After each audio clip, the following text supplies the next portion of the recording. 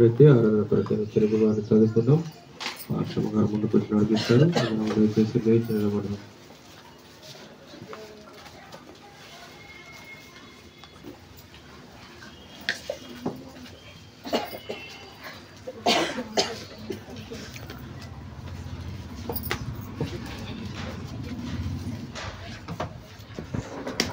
దేవునామంలో అందరికీ వందనాలు. ఇర్మియా గ్రంథం 33వ అధ్యాయము.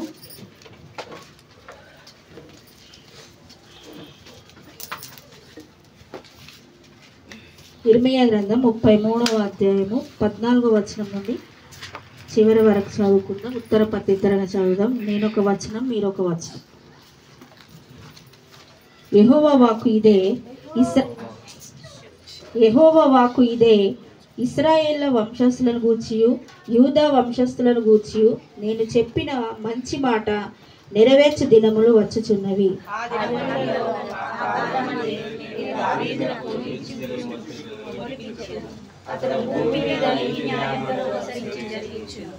ఆ దినములలో యూదా వారు రక్షింపబడుదురు, యెరూషలేము నివాసులు సురక్షితంగా నివసింతురు. యెహోవాయే మనకు నీతి అని యెరూషలేమునకు పేరు పెట్టబడును.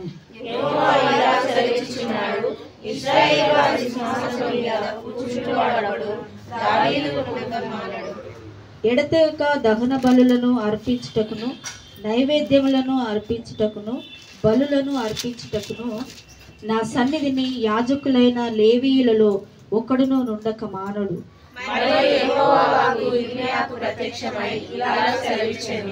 యెహోవా ఆజ్ఞ ఇచ్చినదేమనగా, దివారాత్రములు వాటి సమయములలో ఉండకపోవునట్లు నేను పగటికి చేసిన నిబంధనను రాత్రికి చేసిన నిబంధనను మీరు భంగము చేయగలిగిన ఎడల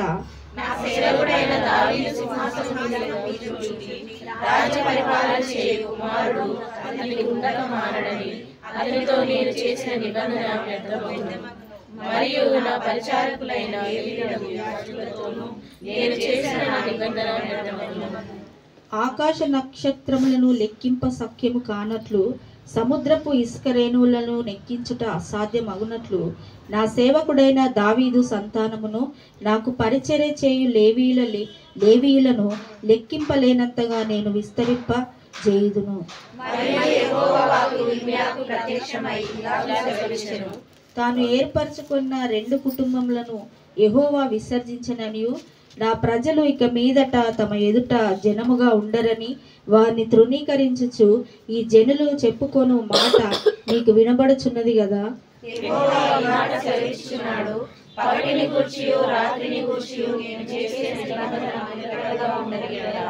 భూమి ఆకాశములను గూర్చి విధులను నియమించువాడును నేను కాని ఎడల అబ్రహాము ఇస్సాకు యాకోబు సంతానములను ఏలుటకు అతని సంతాన సంబంధైన ఏలికను ఏర్పరచుకొనక నేను యాకోబు సంతపు వారనగు నా సేవకుడైన దావీదు సంతానమును విసర్జింతును.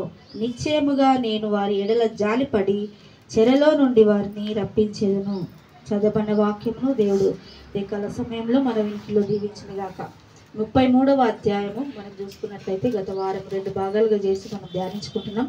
33వ అధ్యాయము మొదటి భాగంలో చూస్తే దేవుడు ఇశ్రాయేలు ప్రజలు యూదా ప్రజలతో మంచి శ్రేష్టమైన వాగ్దానాలు తెలియజేసినట్టుగా మనం చూస్తూ ఉంటున్నాం. కనుక మీరు నాకు మొరపెట్టండి, నేను మీకు ఉత్తరం ఇస్తాను, మీరు గ్రహింపలేని గొప్ప సంగతులను నేను మీకు తెలియజేస్తాను అని ఉత్తరం ఇచ్చే దేవుడుగా ఆయన ఉన్నాడని ఆయన కనపరుచుకున్నాడు. తర్వాత నేను మీకు ఆరోగ్యం కలగజేసేదను, నేను మిమ్మల్ని స్వస్థపరిచేదను. అది ఆధ్యాత్మిక స్వస్థత అయినా అది శరీర స్వస్థత అయినా ఏదైనా ఇవ్వగలిగిన దేవుడు మనకున్నాడని జ్ఞాపకం చేశాడు.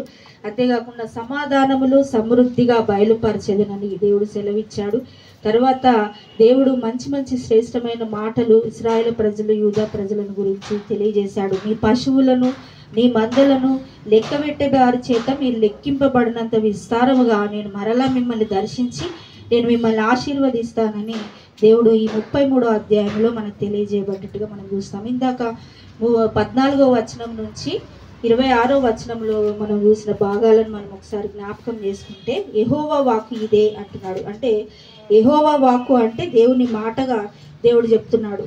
ఇశ్రాయేలు వంశస్థులను గురించి యూదా వంశస్థులను గురించి నేను చెప్పిన మంచి మాటలు నెరవేర్చే దినములు వచ్చుచున్నవి అంటున్నాడు. అంటే దేవుడు తన ప్రజలను గురించి చెప్పిన మంచి మాటలు, శ్రేష్టమైన వాగ్దానాలు, నిబంధనలు నెరవేర్చే దినములు రాబోతున్నవి అని దేవుడు చెప్తా ఉన్నాడు. ఎలా రాబోతున్నవి అంటే అవి దావీదునకు నీతి చిగురు మొలిపించేదను ఆ కాలమందు అంటున్నాడు. ఎప్పుడైతే ఆ మంచి దినములు వస్తే ఆ దినములలో నేను దావీదునకు నీతి చిగురు పుట్టించేదును, అతడు భూమి మీద నీతి న్యాయములను జరిగించును అంటున్నాడు. హల్లెలూయా, దేవునికి స్తోత్రం.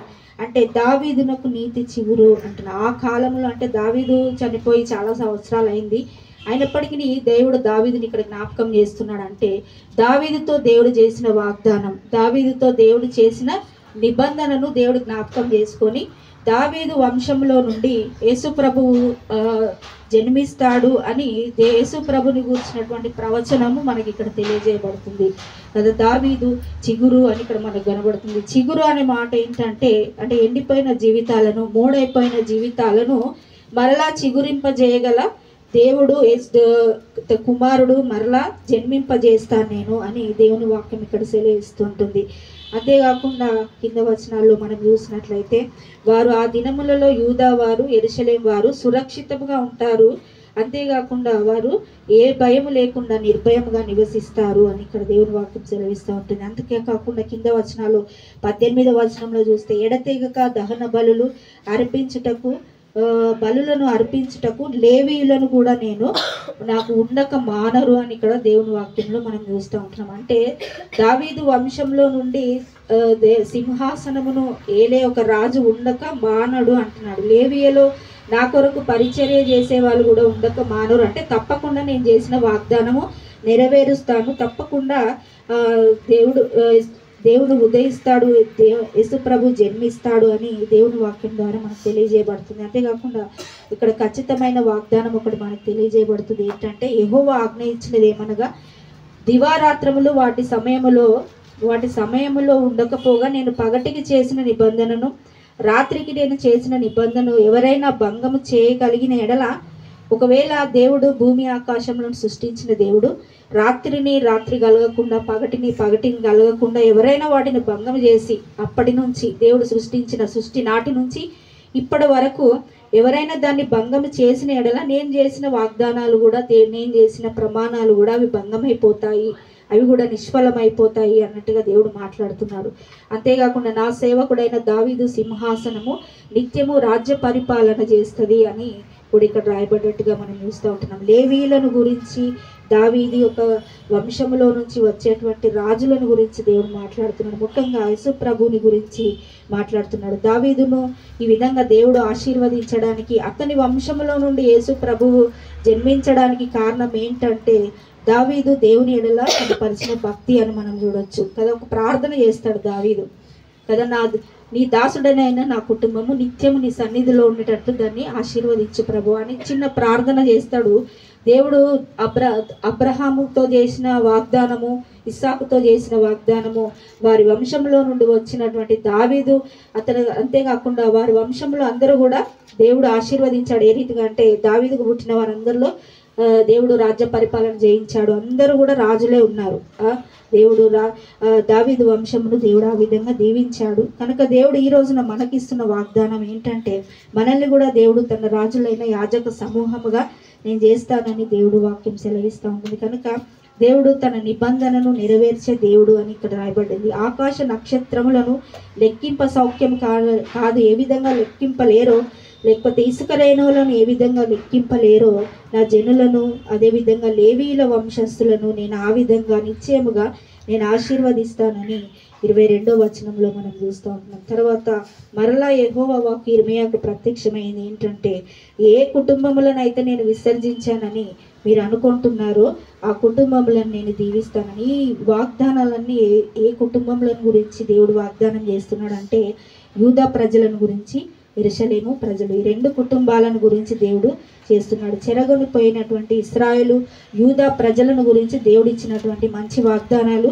ఇక్కడ మనకు కనబడుతున్నట్టుగా మనం చూస్తున్నాం. ఈ వాక్యం ద్వారా మనం అర్థం చేసుకోవాల్సింది ఏంటంటే మన స్థితిని దేవుడు ఎప్పుడు ఉన్నట్టుగానే ఉంచడు. దేవుడు ఖచ్చితంగా దేవుడు తన వాగ్దానాలను మర్చిపోయే దేవుడు కాదు. అబ్రహాముతో చేసిన వాగ్దానం, ఇస్సాకు యాకోబుతో చేసిన వాగ్దానము దేవుడు ఈ భూమి ఆకాశములు ఉన్నంత వరకు ఏ విధంగా నిజంగా ఉన్నాయో ఆ విధంగా దేవుడు నెరవేరుస్తూ వచ్చాడు. కనుక మన జీవితంలో దేవుడు చేసిన వాగ్దానాలను కూడా అవి నెరవేర్చే దినములు ఖచ్చితంగా మంచి రోజులు రాబోతున్నాయని దేవుని వాక్యం సెలవిస్తూ ఉంటుంది. కనుక దేవుని మనస్సు మనం తెలుసుకోవాలంటే దేవునితో ఎవరితోనైనా సహవాసం చేస్తేనే వారి మనసు తెలుస్తుంది కదా. దేవుని మనస్సు నువ్వు తెలుసుకోవాలంటే ఇర్మియా గ్రంథాన్ని మనం చదివితే దేవుని యొక్క గొప్ప మనసు ఏంటో మనకు తెలుస్తుంది. ఎందుకు దేవుడు తన ప్రజలను గద్దించాడు, ఎందుకు శిక్షించాడు, మరలా ఎందుకు దేవుడు తన వాగ్దానాల చేత దేవుడు మరలా ఎందుకు దర్శిస్తున్నాడు అనే విషయాలు అనేకమైనటువంటి కనబడతాయి కదా. కొన్నిసార్లు దేవుడు మనల్ని కూడా గద్దిస్తాడు, శిక్షిస్తాడు, శక్తులకు అప్పగిస్తాడు. కానీ దేవుడు మన ఎడల విడువక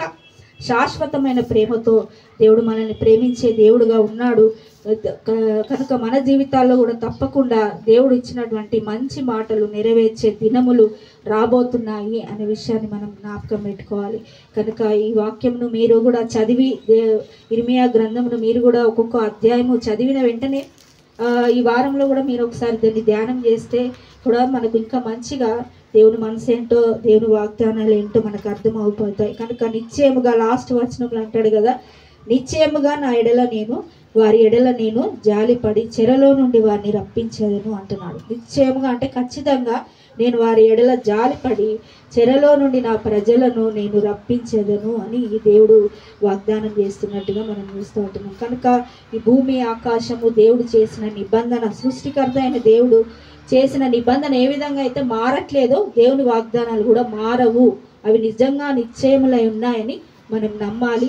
దేవుని వాగ్దానాలు, దేవుడు చేసినటువంటి వాగ్దానాలు ఒకవేళ ఆలస్యం అయినప్పటికీ దేవుడు మన ఎడల వాటిని నెరవేరుస్తాడు అనే విశ్వాసము, నమ్మకముతో దేవునికి ఇష్టలముగా దావీదు దేవునితో చేసిన ప్రమాణమును ఏ విధంగా జ్ఞాపకం చేసుకున్నాడో దేవుడు మన ఎడల చేసిన వాగ్దానాలన్నిటిని కూడా దేవుడు జ్ఞాపకం చేసుకొని ఖచ్చితంగా అవి నెరవేర్చే మంచి దినములు మన జీవితంలో కూడా దేవుడు కలగజేస్తాడు.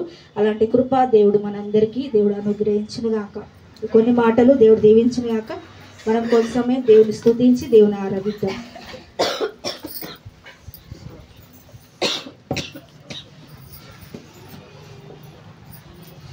కొంత సమయం దేవుని సన్నిధిలో మనం చేతులెత్తి దేవుడు చూపిన కృపను, ఆయన చేసిన మేళ్లను జ్ఞాపకం చేసుకుందాం.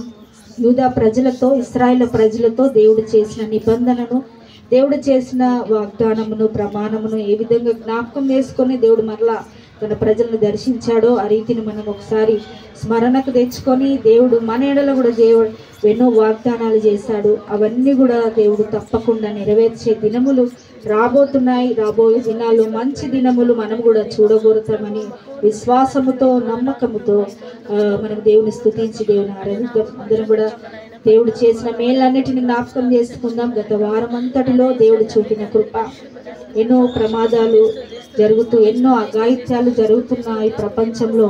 ఈ లోకంలో మనం జీవిస్తున్నప్పుడు దేవుడు ఇంత సురక్షితంగా దేవుడు మనల్ని ఉంచాడు. సజీవ లెక్కలో ఉంచిన దేవుడిని స్తుతించి దేవుని ఆరాధిద్దాం. దేవానికి స్తోత్రం అని దేవుని చెప్తాం. దేవుడు చేసిన మేలను జ్ఞాపకం చేసుకుందాం. ఒకవేళ మన ఎడల ఈ వారంలో ఏదైనా తప్పిదము జరిగి దేవునికి అవిధేయంగా ఉంటే గనక దేవుని సన్నిధిలో ఒప్పుకొని విడిచిపెట్టి కృతజ్ఞత హృదయముతో దేవుని స్తుతించి దేవుని ఆరాధిద్దాం. ప్రభువానికి స్తోత్రము నాయన. మా సద్యలో సంచరించే దేవుడుగా ఉన్నందుకు వందనాలు. మాలో ప్రతి ఒక్కరిని నీ యొక్క ఆరాధన ఆత్మతో మమ్మల్ని నింపండి ప్రభు. ఎవరు కూడా మౌనంగా ఉండకుండా దేవుని ఆత్మను పొందుకునే విధంగా దేవుని స్తుతిద్దాం, దేవుని ఆరాధిద్దాం. ఊళ్ళు తెరుద్దాం, దేవుని స్తుతిద్దాం. హృదయపూర్వకంగా దేవుడు చేసిన మేలన్నిటినీ జ్ఞాపకం చేసుకుందాం.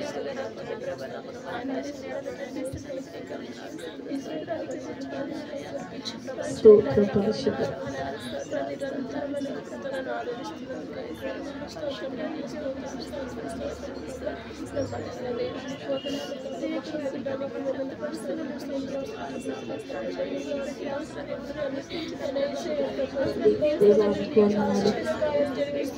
ఇశ్రాయేలు స్తుతుల మధ్యలో ఆసీనుడైన దేవా, మీరు మా స్తుతుల మధ్యలో నీవు ఆసీనుడుగా ఉండాలని ప్రభా నేను కోరుతున్నాను. తండ్రి నీకు స్తోత్రం నాయన.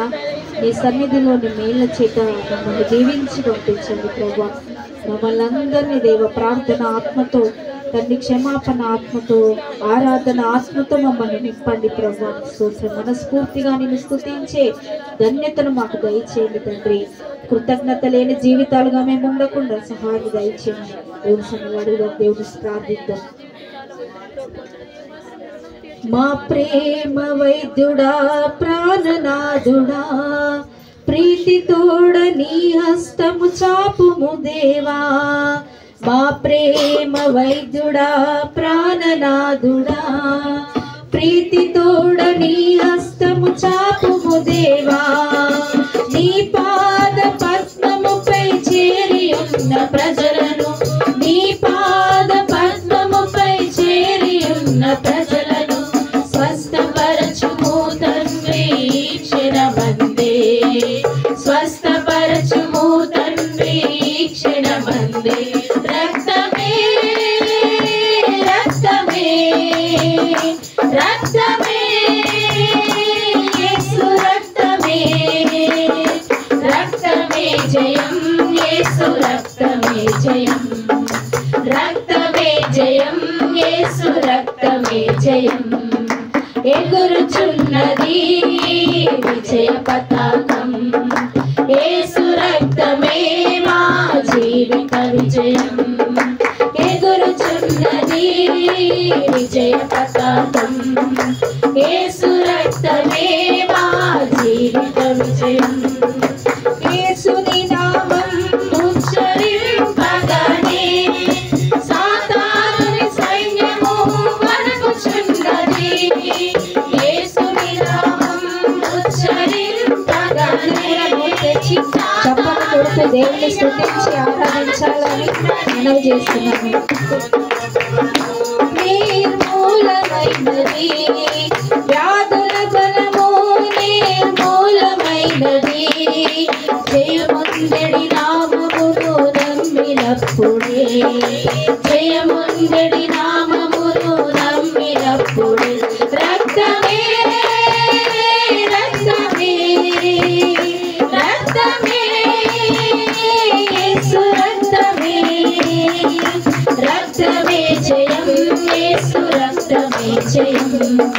రక్తమే జయం యేసు రక్తమే జయం. ఎగురుచున్నది విజయ పతాకం. యేసు రక్తమే మా జీవిత విజయం.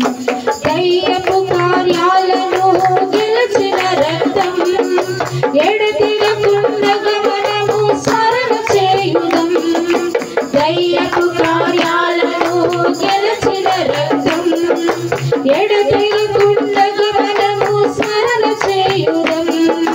పాపపు క్రియలన్నిటినీ చెదరగొట్టినా, పాపపు క్రియలన్నిటినీ చెదరగొట్టినా క్రీస్తుని సిలువను మనము అనుసరించెదం.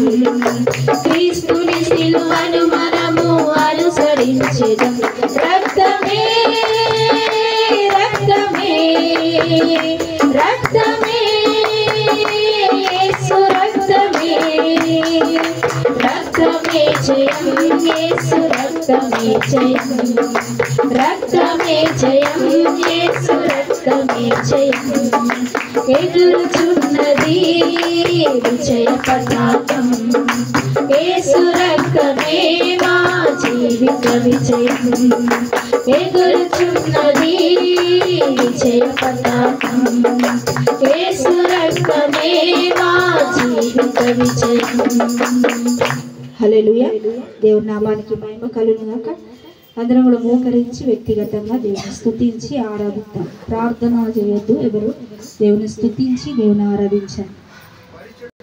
శరీరారెవ్వరు నా ప్రియుడైన యేసయ్యను. శరీరారెవ్వరు నా ప్రియుడైన యేసయ్యకు. కృపాసత్య సంపూర్ణుడా, పరిశుద్ధుడా, ప్రేమ నమ్మకం కలిగిన మా గొప్ప దేవ, మీకు వందనాలు స్తోత్రం చెల్లిస్తుంటున్నాము నాయన. ఆకాశము మహాకాశమును పట్టజాలని గొప్ప దేవా, నిన్న నేడు నిరంతరము ఏకరీతిగా ఉండే దేవా, మారని మార్పు చెందిన వాడ మీకు వందనాలు స్తోత్రం చెల్లిస్తుంటున్నాం. మొదటి వాడ కడిపటి వాడ మృత్యుంజయుడవై తిరిగి లేచిన దేవా, పునరుత్థానుడా, నీ పునరుత్థాన బలమును మాకు ఇచ్చిన తండ్రి మీకు వందనాలు స్తోత్ర చెల్లిస్తుంటున్నాము నాయన. తండ్రి ఆకాశమును, తండ్రి సింహాసమును దేవా, నిత్యము దేవ గాన ప్రతి గానములతో పొగడబడుచున్న మా తండ్రి మీకు వందనాలు స్తోత్రం చెల్లిస్తుంటున్నాము నాయన. తండ్రి గడిచిన వారం అంతటిలో ప్రభా, మీరు చేసిన మేలును బట్టి ఉపకారములను బట్టి మీకు వందనాలు దేవా. ఇచ్చిన ఈ పరిశుద్ధ దినమందు ప్రభా, నీ పాదాలు ఎట్ట సంఘముగా, కుటుంబముగా, తండ్రి వ్యక్తిగతంగా దేవ నిన్ను స్తుతించుటకు, నిన్ను ఆరాధించడానికి మీరు మా అందరికి ఇచ్చినటువంటి దేవ శ్రేష్టమైన సమయాన్ని అంతటిని బట్టి మీకు వందనాలు. ఇంతవరకు ఆరాధన అంతట్లో మీరు ఉన్నారు తండ్రి, మీకు వందనాలు స్తోత్రం చెల్లిస్తుంటున్నాము నాయన. మీరు చేసిన అనేక వాగ్దానాలను బట్టి మీకు వందనాలు స్తోత్రం నాయన. యూదా ప్రజలు, యెరూషలేము ప్రజల పట్ల మీరు నిశ్చయముగా జాలిగా ఉంటానని దేవా నీ వాక్యం ద్వారా మాతో మాట్లాడిన తండ్రి నీకు స్తోత్రము నాయన. మీరు నాకు మొరపెట్టండి, మీకు ఉత్తరం ఇస్తానని సెలవిచ్చిన దేవానికి స్తోత్రం చెల్లిస్తుంటున్నాము ప్రభా. మమ్మల్ని స్వస్థపరిచే దేవుడుగా మీరు మాకు ఉన్నందుకే మీకు వందనాలు స్తోత్రం చెల్లిస్తుంటున్నాం నాయన. సర్వ సమృద్ధిని మేళ్ళ చేత నింపే దేవుడుగా మీరు మాకున్నందుకు స్తోత్రం చెల్లిస్తుంటున్నాము నాయన. దావీదు నీతు చిగురుని ప్రభా, మీరు మా కొరకు దేవ ఈ లోకముకి నడిపించినారు తండ్రి, మీకు వందనాలు స్తోత్రం చెల్లిస్తుంటున్నాం నాయన. దావీదు అబ్రహాముతో, ఇస్సాకుతో మీరు చేసిన నిబంధనను స్థిరపరిచిన దేవా మీకు వందనాలు స్తోత్ర చెల్లిస్తుంటున్నాము ప్రభా. దేవానికి వందనాలు ప్రభా. మీరు మా ఎడల చేసిన వాగ్దానాలన్నిటిని బట్టి మీరు స్తుతిస్తూ నిన్ను గణపరుస్తున్నావు. అన్నీ కూడా అయినన్నట్టుగానే ఉన్నాయని, నిశ్చయముగా ఉన్నాయని దేవా నీ వాక్యం ద్వారా అనేక విధాలుగా మమ్మల్ని ధైర్యపరుస్తూ ముందుకు నడిపిస్తున్న దేవా మీకు వందనాలు స్తోత్రం చెల్లిస్తుంటున్నాం నైనా. కానీ మేమేమై ఉన్నామో, మేమేమైతే కలిగి ఉన్నామో ప్రభా, అవన్నీ కూడా నీ కృప వల్లనే తండ్రి నీకు స్తోత్రం దేవా. మమ్మల్ని జ్ఞాపకం చేసుకోవడానికి నిజంగా మేమే పాటి వారము తండ్రి, అందులో కనబడి అంతలో మాయమైపోయి మా ఆవిరి వంటి జీవితాలను ప్రభా అనునిత్యం అనుక్షణం కంటికి రెప్పలాగా మనం కాపాడుతూ సంరక్షిస్తున్న దేవా మీకు వందనాలు స్తోత్రం చెల్లిస్తుంటున్నాం దేవా. అనేక సార్లు దేవా మిమ్మల్ని విడిచి మేము మరచినప్పటికీ దేవా మమ్మల్ని విడవక, మమ్మల్ని ఎడబాయక నీ శాశ్వతమైన ప్రేమను మాడేలా కనపరుస్తున్నందుకే మీకు వందనాలు. నీ అపారమైన ప్రేమను బట్టి, నీ కనికరాన్ని బట్టి, నీ దయను బట్టి నిన్ను స్తుతిస్తూ నిన్ను గణపరుస్తుంటున్నాము ప్రభా. ఏమిచ్చి కూడా నేను నాన్ని మేము తీర్చలేము తండ్రి, నీకు స్తోత్రము నాయన. మీరు మా కొరకు మమ్మల్ని ప్రేమించి ఈ లోకానికి వచ్చి నీ ప్రాణాన్ని మా కొరకు అర్పించి ప్రభా మీరు చేసిన బలి యాగమును బట్టి మీకు వందనాలు ప్రభా.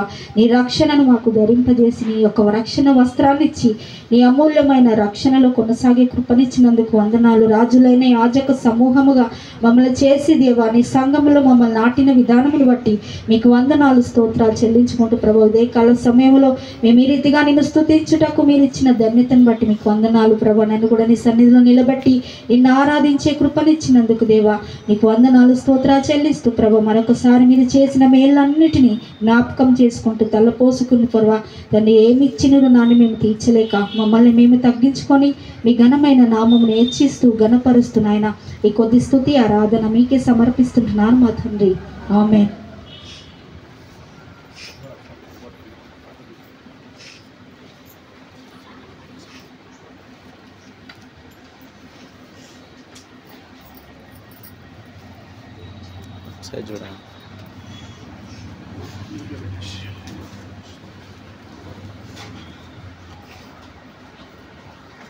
కాక పరిశుద్ధ బల్ల కొరకు సిద్ధపడదాం. నమ్మి బాప్తిసం పొందిన కలుషంబులను మోపితిని దోషుండనేను ప్రభువా, దోషుండనేను ప్రభువా, అపరాధిని యేసయ్యా కృపజూపి బ్రోవుమయ్యా, అపరాధిని యేసయ్యా కృపజూపి బ్రోవుమయ్యా, ప్రకాలో పల్లెకు పోటు గ్రకున పొడచితిని, ప్రకాలో పల్లెకు పోటు గ్రకున పొడచితిని, మిక్కిలి బాధించితిని, మిక్కిలి నివారించితిని మక్కువగోపితివయ్యా మక్కువగోపితివయ్యా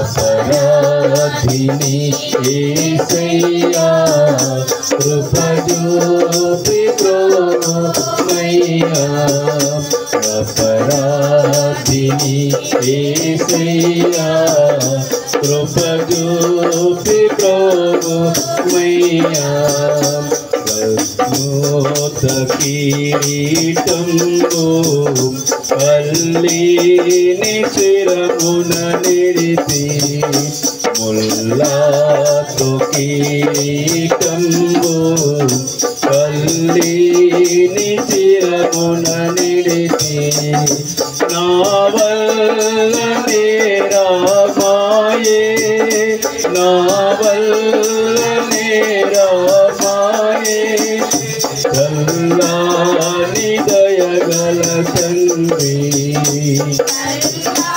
అని దయగల తండ్రి అపరాధిని యేసయ్యా కృపజూపి ప్రోమయ్యా అపరాధిని యేసయ్యా కృపజూపి ప్రోమయ్యా. ఇంకెవరికైనా రొట్టె కానీ ద్రాక్ష రసం రాకపోతే ముందుకొచ్చి తీసుకోండి. ఇంకెవరికైనా రొట్టె కానీ ద్రాక్ష రసం రాకపోతే ముందుకొచ్చి తీసుకోండి. ఆయన శరీరాన్ని గుర్తుగా రొట్టె, ఆయన రక్తాన్ని గుర్తుగా ద్రాక్ష రసం. ఇది ప్రభురాత్రి భోజన సంస్కారం. నిత్య జీవము కొరకైన మన కొరకు అర్పించబడిన ఆయన దేహమైన రక్తం జీవాహారంగా చేయబడ్డాడు. ఈ పితరుల మన్నా తిని చనిపోయారు, కానీ దీన్ని తినివాడు ఎన్నడూ చావు. నిత్య జీవం కొరకైన జీవాహారం కనుక యోగ్యముగా ప్రభు బలను సమీపిద్దాం, ప్రార్థన చేసుకుందాం. పరిశుద్ధుడా, మహోన్నతుడా, గొప్ప దేవా, ఈ రొట్టెను పవిత్రపరచున అయినా మీ శరీరంగా మలచమని ప్రార్థిస్తున్నాం. ద్రాక్షారసమును పవిత్రపరచు, మీ రక్తంగా మలుచు. మాకు ఇచ్చిన ఈ భోజన సహవాసమును బట్టి నీకు స్తుతులు. నా తండ్రి, నీ మరణ పునరుత్థాలు ప్రచురించడానికి మమ్మల్ని రక్షించుకున్నందుకు కృతజ్ఞతలు చెల్లిస్తున్నాం. నువ్వు చేసిన కృపను బట్టి, రక్షణను బట్టి వందనాలు తండ్రి. నీ కృతజ్ఞతలు చెల్లిస్తూ యోగ్య రీతిలో పాలు పొందుటకు ప్రతిబిడ్డకు సహాయం చేయమని మీ రక్షణకై కృతజ్ఞతలు చెల్లించి యేసు నామమున ప్రార్థన చేస్తున్నాను మా తండ్రి, ఆమేన్. అందరం కూడా రొట్టెను పూజిద్దాం. అదేవిధంగా పాత్రను త్రాగుదాం.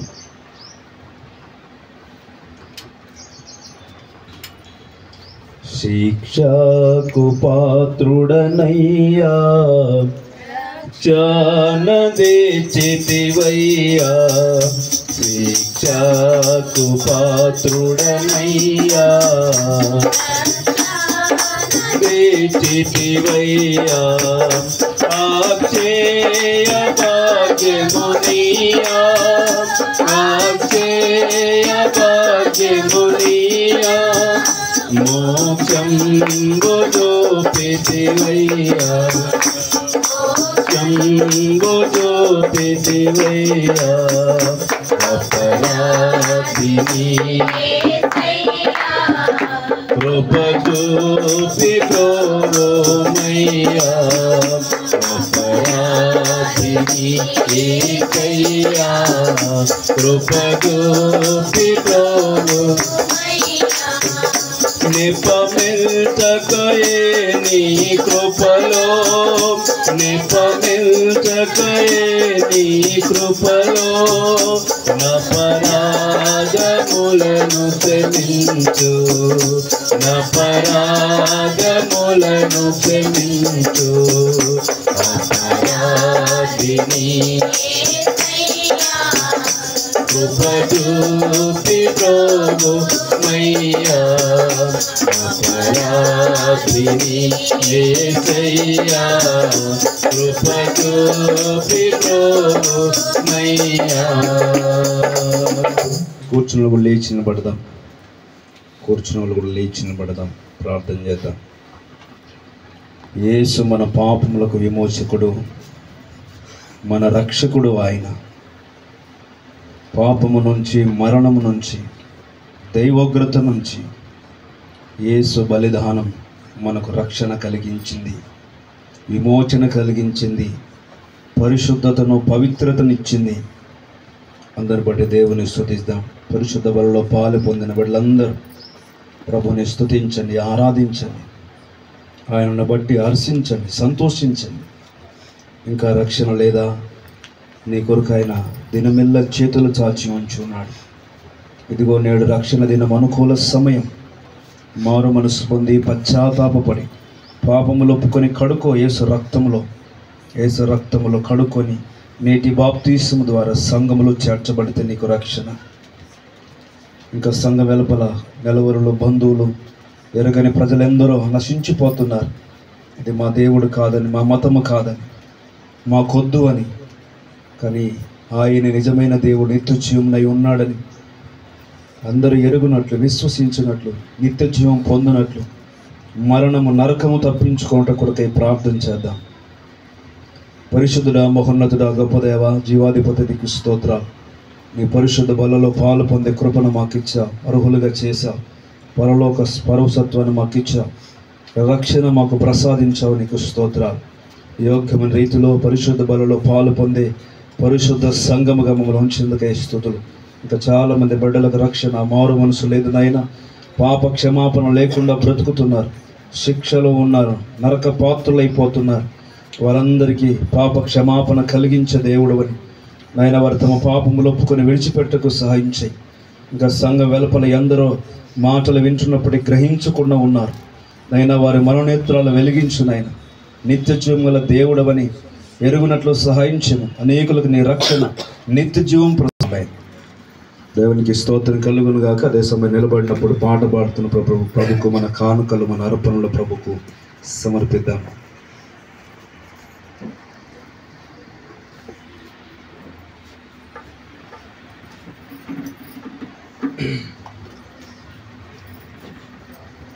మన అర్పణలు, కానుకలు సమర్పిద్దాం.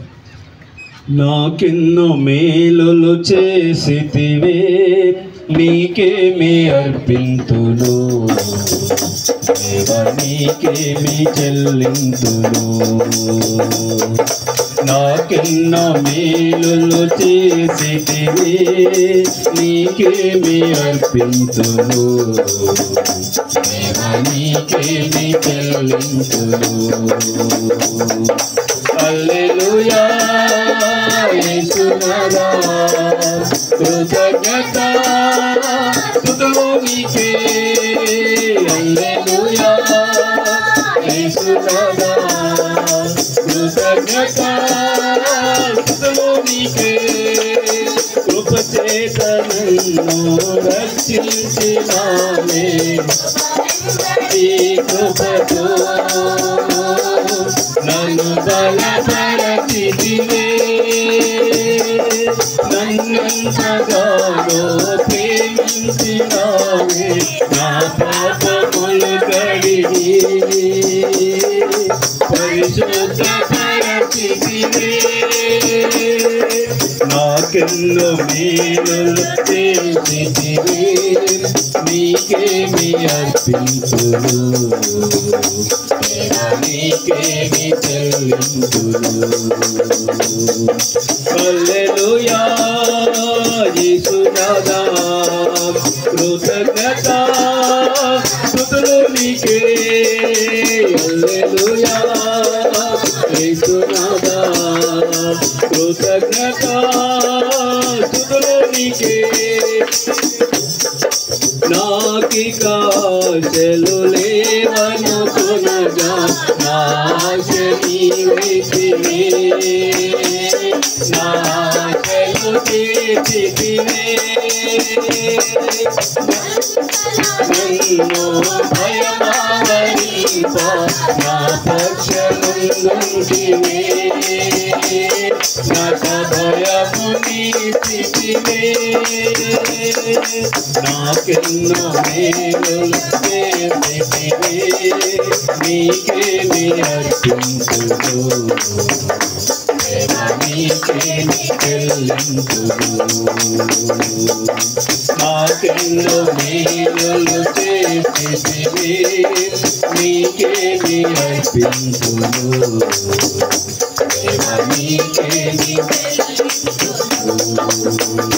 హల్లెలూయా యేసునాథా, కృతజ్ఞత స్తుతులు నీకే. హల్లెలూయా యేసునాథా, కృతజ్ఞత స్తుతులు నీకే. Praise the lord.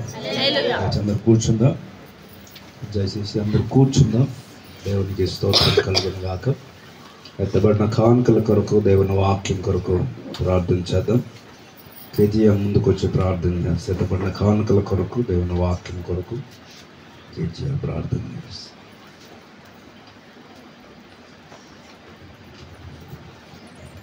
ప్రార్థన. పరిశుద్ధుడా, మహోన్నతుడా, సర్వోన్నతుడా, సర్వాధికారివైన దేవ, నీ ఘనమైన ఉన్నతమైన పాదాలకై లెక్కలేనన్ని కృతజ్ఞత స్తుతి స్తోత్రం చెల్లిస్తున్నాం దేవా. తండ్రి, ఈ వారం నీ సన్నిధిని అయా మేము అనుభవించడానికి ప్రభా మాకు ఇచ్చిన యొక్క భాగ్యాన్ని బట్టి ప్రభా నీకు స్తుతి స్తోత్రం చెల్లిస్తున్నాం. చిన్నలు మొదలుకొని పెద్దవారి వరకు మమ్మల్ని అందరినీ కూడా ప్రభా నీ పరిశుద్ధ ఆవరణంలోనికి నడిపించి ప్రభా నీ నామాన్ని బట్టి ప్రభా మేము ప్రార్థించడానికి నాయన నీ నామాన్ని ఘనపరచడానికి, నీ నామాన్ని గొప్ప చేయడానికి మాకు ఇచ్చిన యొక్క భాగ్యాన్ని బట్టి స్తుతిస్తున్నాం దేవా. నీ సన్నిధిలో ఉండి ప్రార్థించే కృపను కూడా నాకు ఇచ్చినందుకు వందనాలు చెల్లిస్తున్నాను. మరి ముఖ్యంగా ప్రభా నాయన విత్తబడినటువంటి కానుకలను మీరు జ్ఞాపకం చేసుకోండి ప్రభా. విత్తబడినటువంటి ప్రతి ఒక్క హస్తాన్ని ప్రభా మీరు జ్ఞాపకం చేసుకొని వారి కుటుంబాలు మీరు దీవించి మనం వేడుకొంచున్నాం. ప్రతి కానుకను 30 అంతలుగాను 60 అంతలుగాను 100 అంతలుగాను ఫలింపచేయగలని బ్రతిమాలకు వచ్చినానయ్యా. పరిచర్య కొరకు వాడబడుచు ఉండగా తండ్రి మీరు సమృద్ధిని అనుగ్రహించి నాయన ప్రతి అవసరతను నీ నామలో తీర్చమని వేడుకొచ్చినాను తండ్రి. కృప చూపించండి దేవా. నాయన మాకైతే మందిరం లేదు ప్రభా, నీ కృప చూపించి నాయన నీ పాదాలు పట్టుకొని గోజాడుతూ ఉన్నాం అయ్యా. అయ్యా మందిరం అనుగ్రహించండి అయ్యా, ఆటంకాలన్నీ తొలగించండి. నీ కృప చూపించి ప్రభా మమ్మల్ని అందరినీ జ్ఞాపకం చేసుకొని ప్రభా మమ్మల్ని అందరినీ నీ మందిరంలో నిలుచుండినట్లుగా నిన్ను ఆరాధించినట్లు సహాయం దయచండి.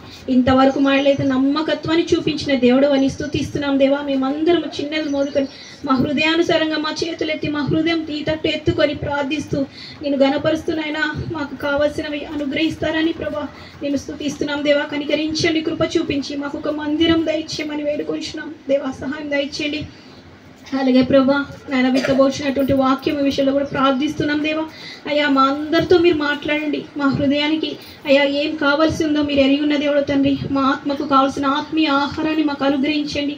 దైవజనులు మీరు నాయన నీ సిలువ చాటున మరుగుపరుచుకొని మాకు కావాల్సినటువంటి ఆత్మీయ ఆహారాన్ని అనుగ్రహించి వాటిని మేము భుజించి నాయన మా జీవితానికి అన్వయించుకొని వాక్యానుసారంగా జీవించినట్లుగా సహాయం దయచేయమని వేడుకొంచు నాయన. ప్రార్థించే కృప నాకు ఇచ్చినందుకు వందనాలు, స్తుతి స్తోత్రాలు చెల్లిస్తూ యేసు నామములో అడిగి వేడుకొంచున్నాను తండ్రి, ఆమేన్.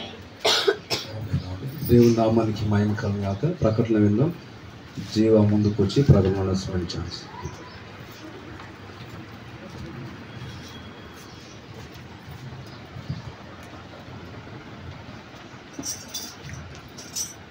సంఘ ప్రకటనలు. ఆదివారం ఆరాధన ఉదయం 9:30 గంటలకు ప్రారంభించబడుతుంది. అందరూ సమయానికి వచ్చి ఆరాధనలో పాల్గొనండి. ఆదివారం ఆరాధన ఉదయం 9:30 గంటలకు ప్రారంభించబడుతుంది. సండే స్కూల్ ఆదివారం ఉదయం 9 గంటలకు జరుగుతుంది. తల్లిదండ్రులు మీ పిల్లలను సండే స్కూల్కి పంపించండి. సండే స్కూల్ ప్రతి ఆదివారం ఉదయం 9 గంటలకు జరుగుతుంది. ప్రతి మంగళవారం స్త్రీల సహవాస కూడిక సాయంత్రం 7:30 గంటలకు ఆన్లైన్ ఫోన్ ద్వారా ఉంటుంది. స్త్రీలందరూ పాల్గొనండి. ప్రతి మంగళవారం స్త్రీల సహవాస కూడిక ఉంటుంది. సాయంత్రం 7:30 గంటలకు ఆన్లైన్ ఫోన్ కాల్ ద్వారా. ప్రతి శుక్రవారం సంఘ ప్రార్థనలు సాయంత్రం 7:30 గంటలకు ఆన్లైన్ ఫోన్ ద్వారా ఉంటుంది. అందరూ పాల్గొనండి. అనారోగ్యంతో ఉన్న వారి కొరకు ప్రార్థన చేయండి. వారి పేర్లు: వెంకటేష్, శైలజ, సాత్విక్ ప్రసాద్, ఎస్తేరమ్మ, పురుషోత్తం, మాధవి, బసవయ్య, నాగమణి, ఆశీర్వాదం, రామస్వామి, లక్ష్మి, ప్రైజీ మరియు పరమేష్. వీరి కొరకు మీ ప్రత్యేక ప్రార్థనలో జ్ఞాపకం చేసుకోండి. మందిర స్థలము అభివృద్ధి, ఆర్థిక విషయాల కొరకు ప్రార్థన చేయండి. సహకరించండి. ఎగ్జామ్స్ రాస్తున్న బిడ్డలందరి కొరకు వారి ఉత్తీర్ణత కొరకు ప్రార్థన చేయండి. ప్రతి నెల మీ దశమవాకములు, కృతజ్ఞతార్పణ కానుకలు పరిచర్య నిమిత్తమై అర్పించి దైవ దీవెనలు పొందండి. ప్రతి నెల చివరి వారంలో భోజనాలు ఉంటాయి. ఈరోజు భోజనాలు సిద్ధపరిచిన వారు ఝాన్సీ అమృతరావు కుటుంబం. దేవుడు దీవించును గాక. ఆమేన్.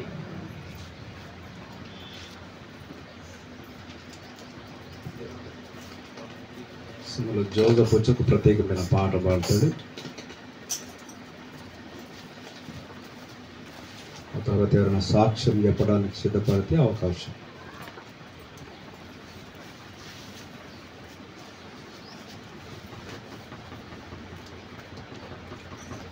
దేవుని నామములో అందరికీ వందనాలు. అందరికీ వచ్చిన పాట.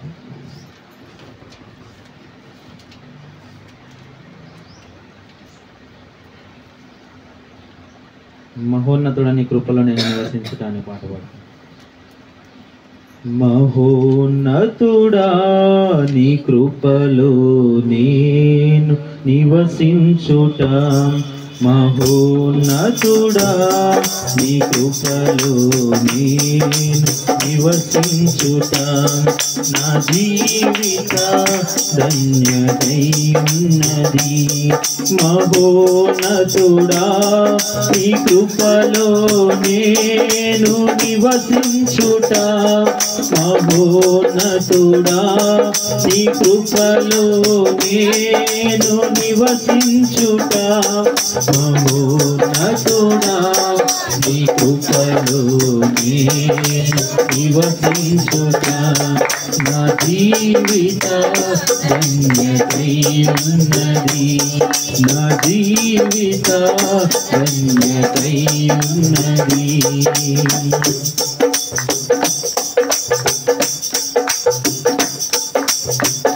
మూడు బారిన జీవితాలను చిగురింపజేయగలవు నీవు, మూడు బారిన జీవితాలను చిగురింపజేయగలవు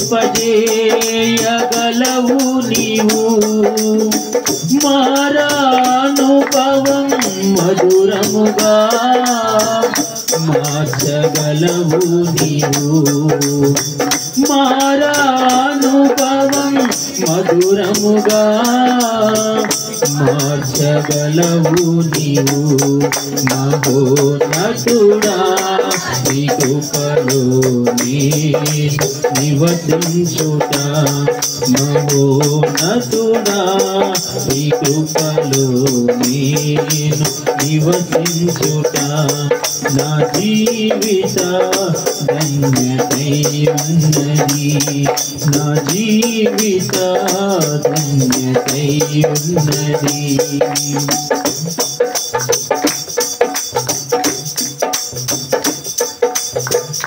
ఆకువాడక ఆత్మఫలములు ఆనందముతో ఫలించగా, ఆకువాడక ఆత్మఫలములు ఆనందముతో ఫలించగా, జీవజలముల ఊటయైనా జీవోలను నాటిసివా, జీవజలముల ఊటయైనా జీవోలను నాటిసివా, మహోన్నతుడా నీ కృపలో నేను నివసించుట, నా జీవిత ధన్యతై ఉన్నది, నా జీవిత ధన్యతై ఉన్నది.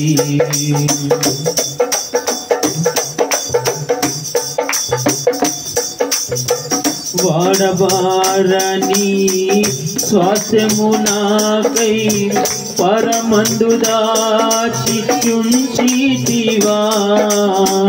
వాడబారని స్వాస్థ్యము నాకై పరమందు దాచియుంచితివా,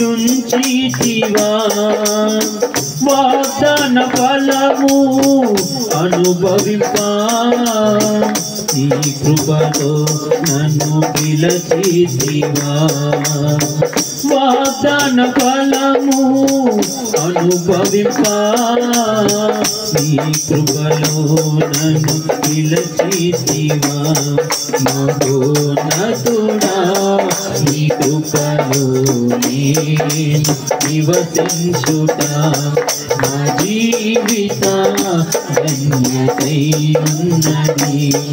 మహోన్నతుడా నీ కృపలో నేను నివసించుట మహోన్నతుడా నీ కృపలో నేను నివసించుట మహోన్నతుడా నీ కృపలో నేను నివసించుట మహోన్నతుడా నీ కృపలో నేను నివసించుట నా జీవిత ధన్యతై ఉన్నది. నా జీవిత ధన్యతై ఉన్నది. హల్లెలూయా. అందరికీ రిపబ్లిక్ డే శుభాకాంక్షలు. సాక్ష్యం చెప్పేవారు ఉన్నారు ఎవరైనా? అంటే అవకాశం ఇస్తారు.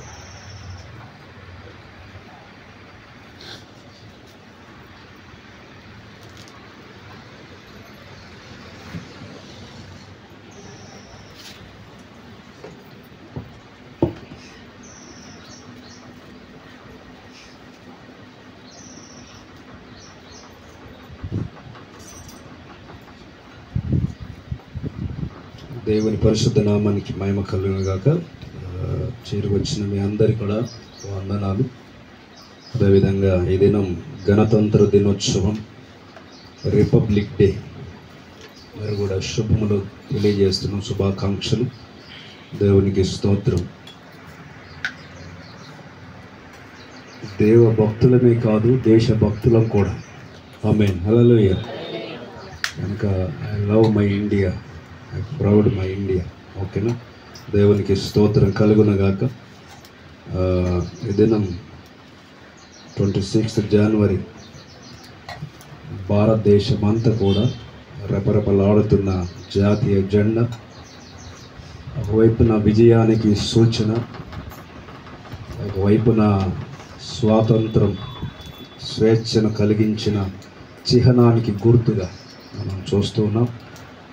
రిపబ్లిక్ డే అంటే ఏంటి అర్థం?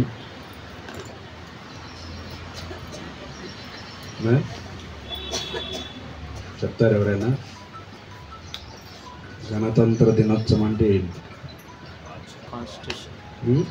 స్వాతంత్ర దినోత్సవం అంటే ఏంటి? గణతంత్ర దినోత్సవం అంటే ఏంటి? తేడా. కాన్స్టిట్యూషన్ ఆఫ్ ఇండియా, భారత రాజ్యాంగాన్ని అమలుపరుచుకున్న దినం 26 జనవరి 1950. దేవునికి స్తోత్రం కలుగును గాక.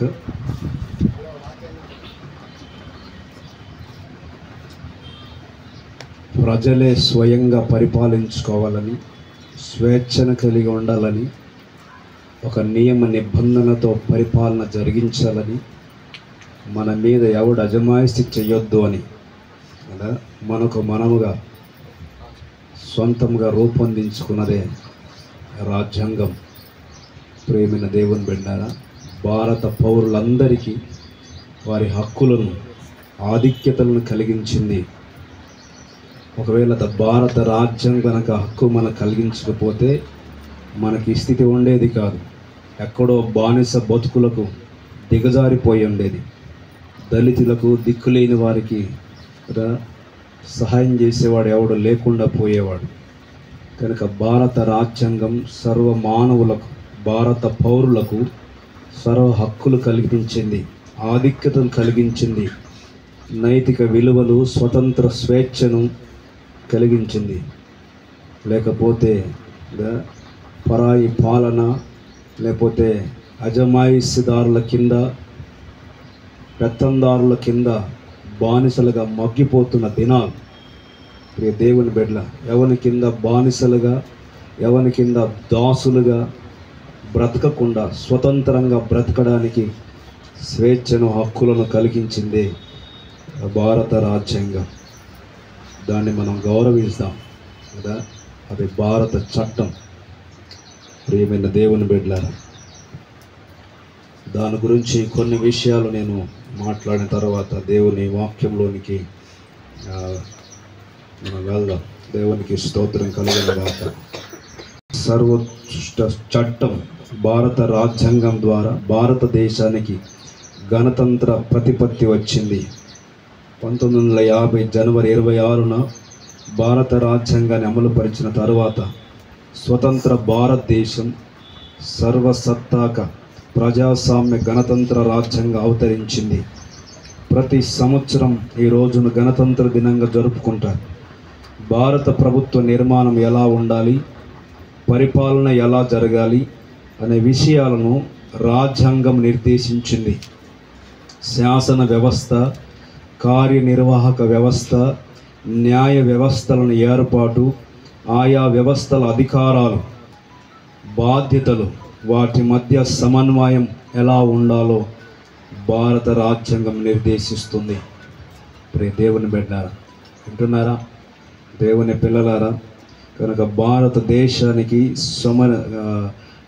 సమన్వయ పాలన అందించడానికి ఒక నిర్దిష్టమైనటువంటి రాజ్యాంగం మనకు బాధ్యతలను, తర్వాత వ్యవస్థలు ఏర్పాటు చేసుకోవడానికి, ఇవన్నీ కూడా సక్రమంగా ప్రజలే పరిపాలించుకోవడానికి, ప్రజలే ప్రభుత్వాలను ఎన్నుకోవడానికి అనేక సర్వ హక్కులను కలిగించింది భారత రాజ్యాంగం. కనుక ఇది అమలు చేయబడిన దాన్ని బట్టి పురస్కరించుకొని ఈ రోజున గణతంత్ర దినోత్సవముగా జాతీయ జెండా రెపరెపలాడుతుంది.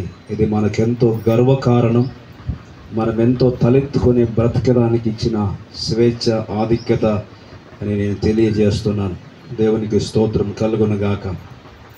అంతేకాకుండా భారత రాజ్యాంగం కలిగించిన వాటిలో మనం చూస్తే భారత రాజ్యాంగం అవతారిక, ప్రాథమిక హక్కులు, ప్రాథమిక విధులు, ఆదేశిక సూత్రాలు, కార్యనిర్వాహక వ్యవస్థ, ప్రభుత్వము, రాష్ట్రపతి, ఉపరాష్ట్రపతి, ప్రధానమంత్రి, కేంద్ర మంత్రిమండలి, శాసన వ్యవస్థ, పార్లమెంటు, లోక్సభ స్పీకర్, ఇవన్నీ కూడా రాజ్యాంగంలో క్రమపరచబడ్డాయి.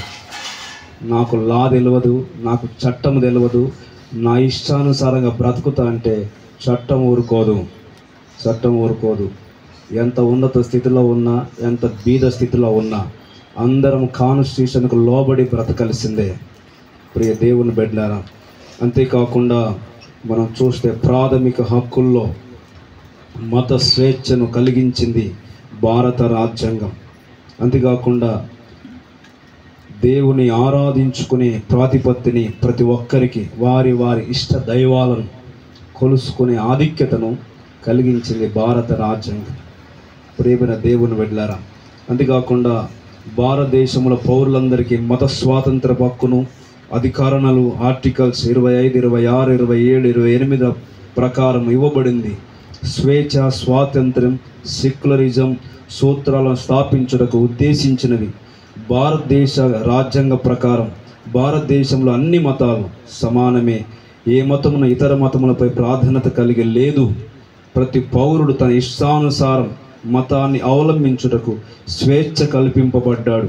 పౌరులు తమ మతాలను గూర్చి ఉపసించవచ్చును, అవలంబించవచ్చును, మత వ్యాప్తి కొరకు పాటుపడవచ్చు. అలాగే మతపరమైన సాంప్రదాయాలను, ఉదాహరణకు అనే మాటలు చాలా విషయాలు చెప్తుంది రాజ్యాంగం. దేవుని బిడ్డలారా, ఇతరుల హక్కులను ఎవడు ఉల్లంఘించడానికి, ఖండించడానికి, అజమాయిషి చేయడానికి లేదు అని రాజ్యాంగం ఒక్క నుంచి చెప్తున్నట్టుగా మనం చూస్తూ ఉన్నాం. ప్రియ దేవుని బిడ్డలారా, ఈ రోజున భారత పౌరులముగా గర్వపడడానికి, స్వతంత్రంగా స్వేచ్ఛగా జీవించడానికి భారత రాజ్యాంగం ప్రతి పౌరుడికి హక్కును కలిగించింది, ప్రాథమిక విధులను ఇచ్చింది. ఇతరులకు భంగము కలిగించకుండా మనం బ్రతకడానికి సూత్రాలను ఇచ్చింది, నైతిక విలువలను ఇచ్చింది. దేవుని బిడ్డలారా, కాన్స్టిట్యూషన్ తప్పు త్రోవలో వెళ్ళేవారికి క్రమంలో ఉంచడానికే కాన్స్టిట్యూషన్. తప్పు నాకు తెలియదు, నేను తప్పు చేస్తానంటే చట్టం ఊరుకో తప్పుకు శిక్షను విధిస్తుంది, దానికి ఫలితాన్ని చూపిస్తుంది. దాని కొరకు చట్టాలు ఉన్నాయి, న్యాయపరమైన శాఖలు ఉన్నాయి, రాజకీయ పరిపాలన ఉన్నాయి, అధికారాలు ఎన్నో ఉన్నాయి. ఇవన్నీ కూడా రాజ్యాంగంలో నిబంధనలుగా నియమించబడ్డాయి. ఎందుకొరకంటే మనల్ని మనమే పరిపాలించుకోవాలి, మనల్ని మనమే స్వతంత్రంగా జీవించుకోవాలి, ఎవరి కింద బానిసలుగా బ్రతకొద్దని కదా భారత రాజ్యాంగాన్ని నిర్మించుకొని ఈ రోజున సర్వ ప్రపంచానికి కదా ఆదర్శవంతంగా ఈ రోజున భారతదేశం కలిగి ఉంది. అంటే గొప్ప ఆధిక్యత భారత రాజ్యాంగాన్ని బట్టి గణతంత్ర దినోత్సవాన్ని సెలబ్రేట్ చేసుకోవడానికి దేవుడు ఆధిక్యత మనకు కూడా కలిగించాడు. భారత భూభాగములో భూమి మీద పుట్టినందుకు మనం ఎంతో గర్వించాలి, మనం ఎంతో సంతోషించాలి, మనం ఎంతో ప్రభుకు కృతజ్ఞతలు చెల్లించాలి. భారతదేశం గురించి బైబిల్ గ్రంథంలో ప్రస్తావించబడింది కనుక ప్రియ దేవుని బిడ్డ మనము ధన్యులం, మనము దీవించబడతాం. కనుక మరొకసారి చేరిన వారందరూ కూడా గణతంత్ర శుభాకాంక్షలు తెలియజేస్తున్నాను. Happy republic day. దేవునికి స్తోత్రం, దేవుని నామానికి మహిమ కలుగుగాక. కనుక ఆధిక్యతలు, హక్కులు మన వ్యక్తిత్వంలో మనం బ్రతకడానికి లేదా స్వేచ్ఛగా జీవించడానికి, ఒకరి కింద బానిసలుగా ఉండకుండా, ఒకరిని అజమాయిషి కింద లోబడకుండా మనకి హక్కులు, ప్రాథమిక హక్కులు మనకున్నాయో, ఏ నైతిక హక్కులు ఉన్నాయో, రాజకీయ హక్కులు ఉన్నాయో, లేదా మనకు వ్యక్తిగతంగా బ్రతకడానికి, స్వేచ్ఛగా ఉండడానికి అన్ని హక్కులను భారత రాజ్యం కల్పించింది మనకు. అందుకే మనము గర్వించాలి, మనము స్వేచ్ఛగా ఉండాలి, స్వతంత్రంగా ఉండాలి, ఒకరినొకరు గౌరవించుకోవాలి, సన్మానించుకోవాలి. బైబిల్ గ్రంథం కూడా అదే చెప్తుంది. ఒకరినొకరు సన్మానించుకోండి, గౌరవించుకోండి, ఒకరినొకరు గొప్పగా ఎంచుకోండి. ఎవరిని కూడా డిస్కరేజ్ చేసుకోమని బైబిల్ గ్రంథం చెప్పలేదు. ప్రియ దేవుని బిడ్డ, దేవునికి స్తోత్రం కలుగును గాక. నేను ఒక మాట జ్ఞాపకం చేసి దేవుని వాక్యంలో నుంచి కొన్ని విషయాలు నేను జ్ఞాపకం చేస్తాను. ఒకటి, భారత రాజ్యాంగం అయితేనేమి, దేవుని చట్టం అయితేనేమి, భారతదేశానికి రాజ్యాంగం ఎలాగుందో క్రైస్తవ సంఘానికి కూడా దేవుని చట్టం అనేది ఒకటి ఉంది, దేవుని రాజ్యాంగం అనేది ఒకటి ఉంది. ప్రేమైన దేవుని బిడ్డ, దేవుని రాజ్యాంగం ఎందుకంటే నీతి, న్యాయములు, యథార్థమైన భక్తి కలిగి పాపమును, అపవిత్రత, సాతాను బంధకాల నుంచి విడుదల పొంది నీతిగా, యథార్థంగా, సత్యమందు స్వతంత్రులుగా బ్రతికి దేవుని రాజ్యానికి హక్కులను కల్పించిందే దేవుని రాజ్యాంగం. కదా భారత భూమి మీద బ్రతకడానికి భారత రాజ్యాంగం ఎలాగైతే మనకు హక్కులు కల్పించిందో అలాగే దేవుని రాజ్యాంగము కూడా, దేవుని రాజ్యము శాశ్వతమైనది, అది పరలోకం, నిత్య జీవం. ఇది మనుషులందరికీ నిత్య జీవము కావాలి, మోక్షం కావాలి. ఎవరు కూడా నరకానికి వెళ్ళొద్దు, ఎవరు కూడా అపవిత్రులైపోయి శిక్షకు పాత్రలు కాకూడదు. కదా తప్పు చేసిన వాడు, ఇంతకు ముందు చెప్పాను, నాకు చట్టం తెలియదు, నేను తప్పు చేస్తానంటే చట్టం ఊరుకోదు కదా, జైల్లో పెట్టేస్తుంది, శిక్షిస్తుంది, దండిస్తుంది, కారాగార శిక్ష విధిస్తారు, అవసరమైతే ఊరి కంబాన్ని ఎక్కిస్తారు. చట్టంలో అలాంటి నియమాలు ఉన్నాయి. మరి దేవుని కూడా ఒక చట్టం ఉంది, దేవుని కూడా ఒక న్యాయ విధి ఉంది. అదేంటి అంటే మనుషులందరినీ శిక్షించడానికి కాదు ఆయన చట్టం. భారత రాజ్యాంగం ఎలాగైతే స్వేచ్ఛను కల్పించి మన బ్రతుకుల్లో వెలుగు నింపిందో కదా, ఒకనాడు అక్షరాస్యత లేదు, ఒకరోజు కదా పెత్తందారుల కింద కదా వారి కింద బానిసలుగా వాళ్ళ కాళ్ళ కింద మట్టి తినేవారుగా ఉన్నారు. చాలా అట్టడుగు దిగజారిన స్థితిలో, ఎవడు కూడా ఎన్నిక చేయలేని స్థితిలో జనాంగాలు బ్రతికినప్పుడు భారత రాజ్యాంగం ఈ రోజున అందరూ సమానమే అనే తత్వాన్ని తీసుకొని వచ్చి అన్ని రంగాలలో ప్రతి ఒక్కడు అధిగమించడానికి భారత రాజ్యాంగము నైతిక హక్కులను మనకు కల్పించింది. అందుకు దేవునికి స్తోత్రం. అదేవిధంగా దేవుని యొక్క చట్టము కూడా చెప్తున్నది ఏంటి అంటే మనం ఎక్కడ బానిసలుగా ఉండకూడదు, ఎక్కడ నలిగిపోకూడదు, ఎక్కడ స్వతంత్రతను, స్వేచ్ఛను పొందకుండా. ఉదాహరణకు అనుకుందాం, ఒక పక్షి ఆకాశంలో ఎగిరితేనే దానికి స్వేచ్ఛ, అది ఎక్కడైనా బ్రతకగలదు, స్వేచ్ఛగా ఎక్కడైనా తినగలదు, ఎక్కడైనా సంచరించగలదు. దాన్ని తీసుకొని వచ్చి బంధిస్తే దానికి స్వేచ్ఛ లేదు, దానికి తగినంత మనకు ఆహారం పెట్టవచ్చు, దాన్ని ఎంత అల్లారముద్దుగా చూసుకున్నా దానికి ఉన్న ప్రాథమిక హక్కులను మనం ఏం చేసామన్నమాట, బంధించేసాం. అందుకే ఆ బందిఖానంలో ఉండొద్దనే కదా, పరాయి పాలనలో ఉండొద్దని, ఒకని కింద అజమాయిషి కింద బ్రతకొద్దని, వెట్టి చాకరీ చేయొద్దని, బానిసలుగా ఉండొద్దని దేవుని సంకల్పం. అందుకే ఇశ్రాయేలు 430 సంవత్సరాలు ఐగుప్తులో బానిసలుగా ఉన్నప్పుడు దేవుడు వారి మొరవిని వారిని దిగి వచ్చి కదా మోసేను పంపించి ఐగుప్తు చెరలో నుంచి విడిపించి వారికి స్వాతంత్రాన్ని కల్పించాడు. విడుదల ఇచ్చినప్పుడు వాళ్ళు ఎంతో సంతోషించారు, వాళ్ళు ఎంత గంతులు వేశారు. ప్రేమని దేవుని బిడ్డలారా, స్వాతంత్రతలో ఉంది స్వేచ్ఛ, విడుదలలో ఉంది ఆనందం, బందిఖానాల్లో లేదు. వింటున్నారా? ఈ రోజున పాపమునకు బానిసలమైపోయామా? పాపము చేయవాడు పాపమునకు బానిస, తాగుబోతనముకు అలవాటు పడవాడు తాగుబోతనానికి బానిస, చెడు అలవాట్లకు అలవాటు పడినవాడు చెడు అలవాట్లకు బానిస, వ్యభిచారానికి అలవాటు పడినవాడు వ్యభిచారానికి బానిస. అర్థమవుతుంది కదా? చెడు అక్రమాలకు అలవాటు పడినవాడు అక్రమాలకు బానిస. ఈ రోజున జూదం, కలహం, ఈ రోజున మత కల్లోలాలు. దేవుని బిడ్డలారా, దేవుని వాక్యము సెలవిస్తుంది, పాపము కింద బానిసలుగా ఉండొద్దని విడుదల కలిగించిందే చట్టం అనే విషయాన్ని జ్ఞాపకం చేస్తున్నాం. ఇంకో మాట కూడా జ్ఞాపకం, తప్పు చేసిన వాడిని శిక్షిస్తున్న చట్టం ఒకవేళ నిర్దోషి అయితే చట్టం విడుదల చేస్తుంది. చట్టం ఏం చేస్తుంది? విడుదల చేస్తుంది. ఒకవేళ తప్పు చేస్తే వానికి శిక్ష విధిస్తుంది. ఒకవేళ తప్పు చేయకపోతే వాడు నిర్దోషి అయితే వానికి స్వేచ్ఛను కల్పిస్తుంది. ఇప్పుడు దేవుని బిడ్డలారా, అదే రాజ్యాంగము లేదా చట్టమని మనం చూస్తాం. అదే దేవుని విషయంలో కూడా, దేవుని ఇంటి విషయంలో, దేవుని సంఘ విషయంలో, దేవుని ప్రజల విషయంలో భూలోకమేమో అశాశ్వతమైనది, కానీ పరలోకము శాశ్వతమైనది. అది నిత్య జీవముతో కూడినది, యుగయుగాలు జీవించేది. అక్కడ పాపము, అపవిత్రత, దొంగతనము, మోసము కదా, క్రోధం అక్కడ ఉండదు. నీతి న్యాయములతో కూడిన రాజ్యానికి కూడా ఆయన కూడా ఒక చట్టం ఉంది, ఒక రాజ్యాంగం ఉంది.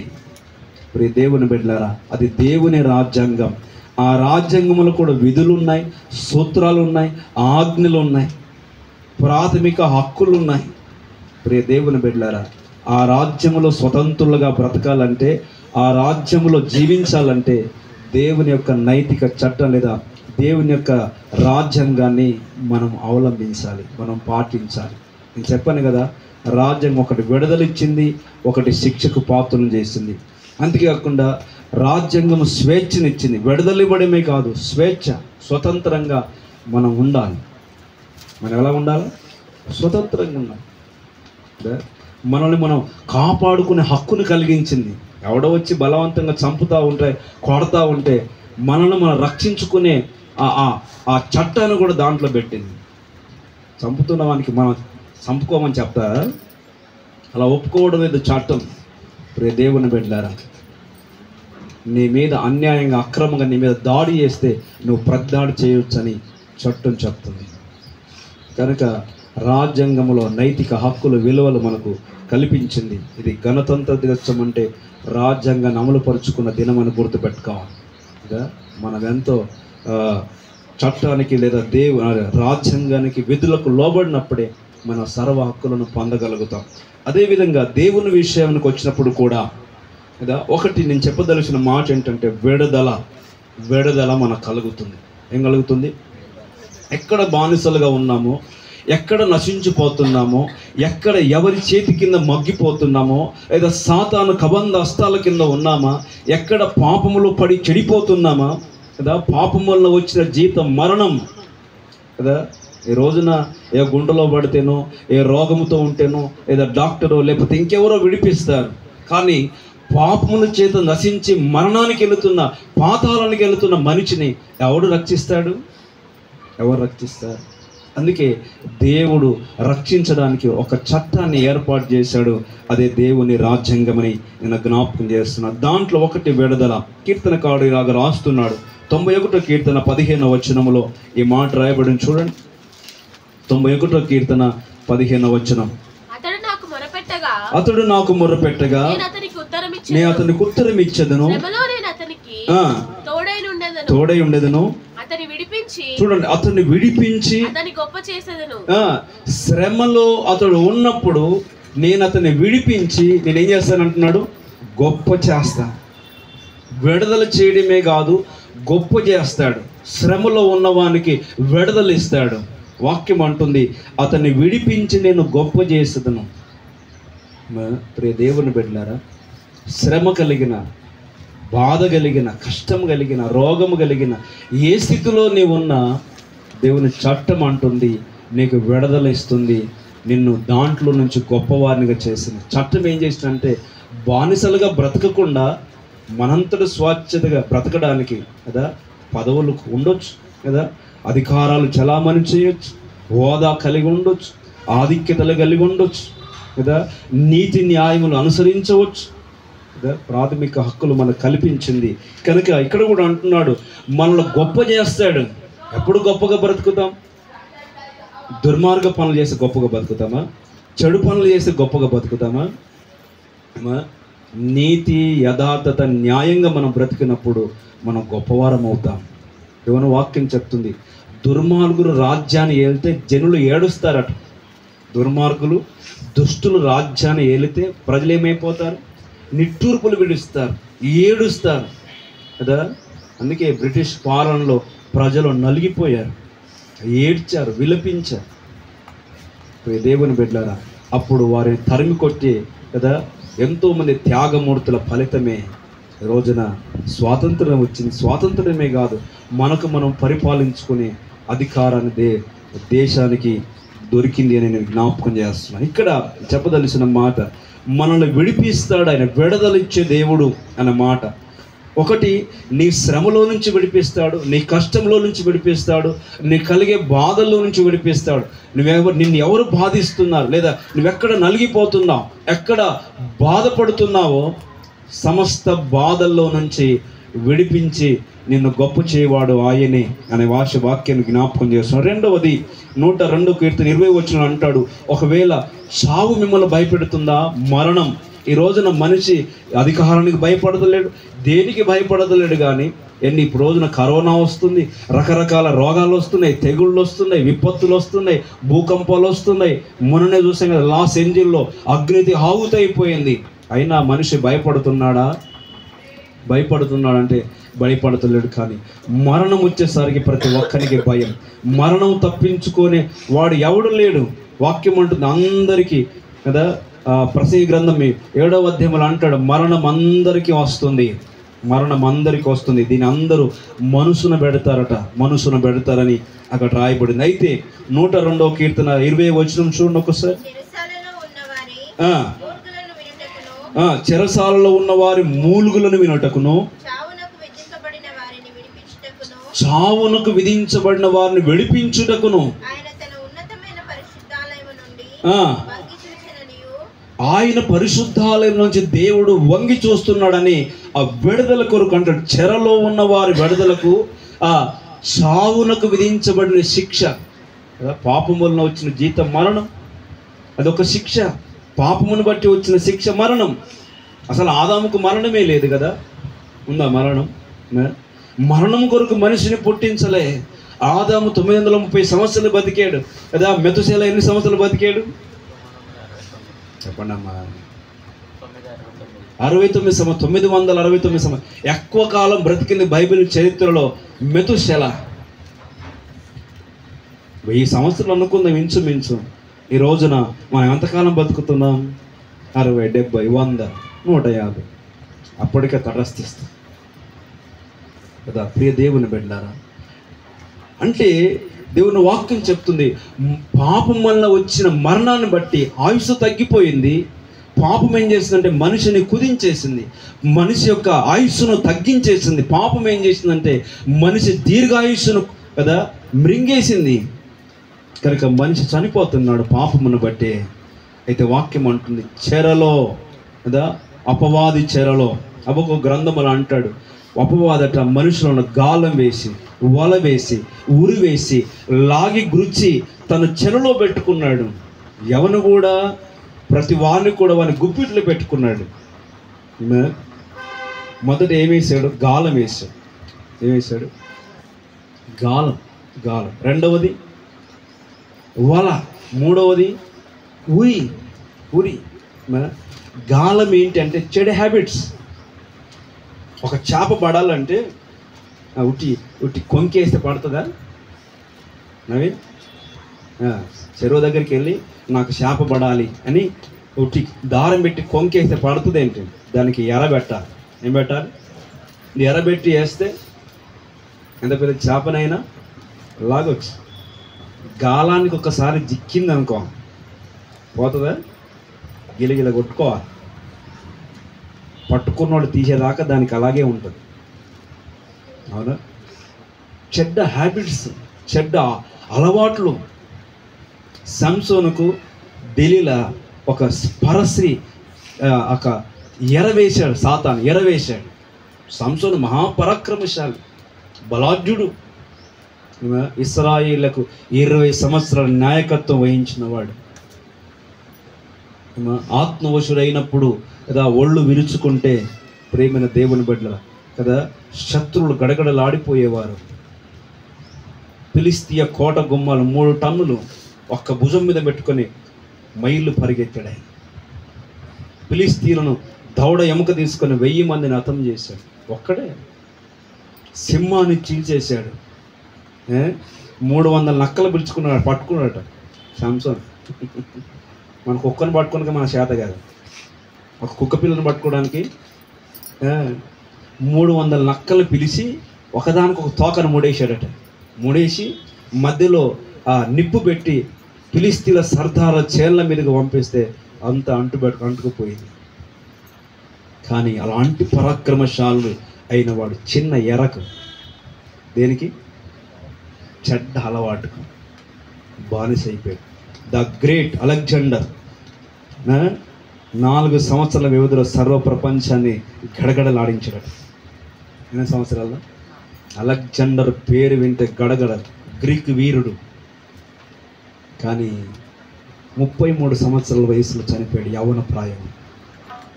ఇంకా సరిగా పెళ్లి కాలే.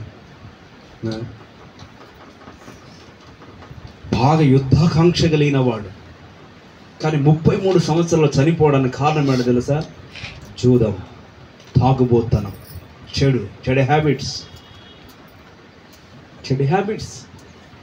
అందుకే తను చనిపోతున్నప్పుడు తన వారికి చనిపోయే ఆవకాన స్థితిలో అనారోగ్యానికి గురైపోయి ఇంకా తన స్థితి తాను తెలిసిపోతుంది, చనిపోతానని తెలిసినప్పుడు తన వారిని పిలిచి చెప్పాడట, నన్ను మోసుకుపోయేటప్పుడు, చనిపోతాను కదా, మోసుకుపోయేటప్పుడు ఒకవేళ నాకు బాక్స్ కనుక చేపిస్తే బాక్స్కు 2 వైపులా హోలు పెట్టాలి. నా చేతులు బయటకు ఉండాలి. ఎక్కడ ఉండాలా? బయటకు ఉండాలి. ద గ్రేట్ అలెగ్జాండర్ సర్వ ప్రపంచాన్ని దండెత్తినవాడు, గడగడలాడించినవాడు చనిపోయినప్పుడు ఓన్లీ ఎంప్టీ హ్యాండ్స్, అంటే ఏమీ లేని కాలు చేతులతో పోతున్నాడని ఈ పిచ్చి లోకం తెలుసుకోవాలి. చెప్పదలిసిన మాట ఏంటంటే, ఈ లోకంలో ఎంతకాలం బ్రతికినా, ఎంత సంపాదించినా, ఎంత పలుకుబడి ఉన్నా ఈ లోకాన్ని విడిచి ఎంటీగా వెళ్ళిపోవాల్సిందే. అయితే ఇక్కడ నేను చెప్పదలిసిన విషయం ఏంటంటే, గొప్ప వ్యక్తి, గడగడలాడించిన వ్యక్తి కానీ ఒక చెడు తన జీవితాన్నే పతనం చేసేసి, ఒక జీవితాన్నే పాడు చేసింది. సర్వ ప్రపంచాన్ని గడగడలాడించిన వాడు నిస్సహాయ స్థితిలోకి దిగజారిపోయాడు. పాపం, చెడు అంత భయంకరమైంది. పాపం అంటే చాలా ఆహ్లాదంగా ఉంటుంది. పాపం అంటే చాలా చెలగాటంగా ఉంటుంది. పాపం చేయడం అంటే చాలా ఈజీ. పాపం ఎక్కువగా మనుషుల్ని ఆకర్షిస్తుంది వీళ్ళరా. కానీ దాని వెనుక ఉన్న పరిణామం చాలా నష్టం, చాలా తీవ్రత. ఇప్పుడు దేవుని బిడ్డలారా, వాక్యం అంటుంది, చావుకు లోనైనటువంటి చట్టం నుంచి లేదా ఆ పాప నియమం నుంచి, చెరలో నుంచి ఒకటి పాపం మరణ సంబంధమైన దాని చావుకు లోనైన మనల్ని ఆయన బ్రతికించాడు అనే విషయాన్ని జ్ఞాపకం చేస్తున్నాను. ఇంకా మనం చూస్తే 107వ కీర్తన 6-13 వచనాలు, మీరు 6వ వచనం 13వ వచనం చదివితే, వారి ఆపదలలో నుండి వారు కష్టకాలమందు యెహోవాకు మొరపెట్టిరి, ఆయన వారి ఆపదలో నుండి వారిని విడిపించెను. 13వ వచనం, కష్టకాలమందు వారు యెహోవాకు మొరపెట్టిరి, ఆయన వారి ఆపదలలో నుండి వారిని విడిపించెను. చూడండి ప్రియులారా, పాపము నుంచి లేదా బందికాన్లోంచి ఎక్కడ మనం నలిగిపోతున్నాం, ఎక్కడ కృషించిపోతున్నాం, ఎక్కడ బందీలైపోయామో మొదటి దానిలో నుంచి విడుదల. రెండవది, ఏ పాపం చేసామో, ఏ అపవిత్రత చేసామో, ఏ శిక్షకు పాత్రలమయ్యామో ఆ శిక్షలో, చావుకు విధించబడినటువంటి శిక్షలో నుంచి కూడా ఆయన విడుదల చేస్తాడు. రెండవది. మూడవది, నీకు ఎలాంటి ఆపదలు కలిగినా, ఒకవేళ మనుషుల నుంచి ఆపద, శత్రువుల నుంచి ఆపద, అనారోగ్య పరిస్థితుల నుంచి నీకు ఆపద, ఎవరి నుంచి నీకు ఆపద, వాక్యం అంటుంది నీ కలిగిన ఆపదలన్నిటిలో నుంచి ఆయన నేను విడుదల చేస్తాడు. ఇంకో మాట చెప్పాలంటే మనకు ప్రొటెక్షన్. లేదా న్యాయ వ్యవస్థ ఉంది కదా, పోలీస్ వ్యవస్థ ఉందమ్మా చట్టంలో. ఎందుకుంది? తప్పు చేసిన వాడిని పనిష్మెంట్ చేయడానికి కాదు, మనల్ని సంరక్షించడానికే. పోలీసు వాళ్ళని ఏమంటాం? రక్షక. ఏమంటావు అంటే అర్థం ఏంటి? మనకు భద్రతను కల్పించేవా, మనల్ని ప్రొటెక్ట్ చేసేవా. ఇప్పుడే దేవుని బిడ్డలారా, వాక్యం అంటుంది ఇక్కడ దేవుడు కూడా మనకు భద్రత, మనకు ఆపదలు రాకుండా. అందుకే దావీదు అంటాడు, నా కోట నీవే, నా శైలము నీవే, నా దుర్గము నీవే. ఇప్పుడే దేవుని బిడ్డలారా, ఆయన మన బలం. యెహోవా నాకు వెలుగాయే, పాడదాం.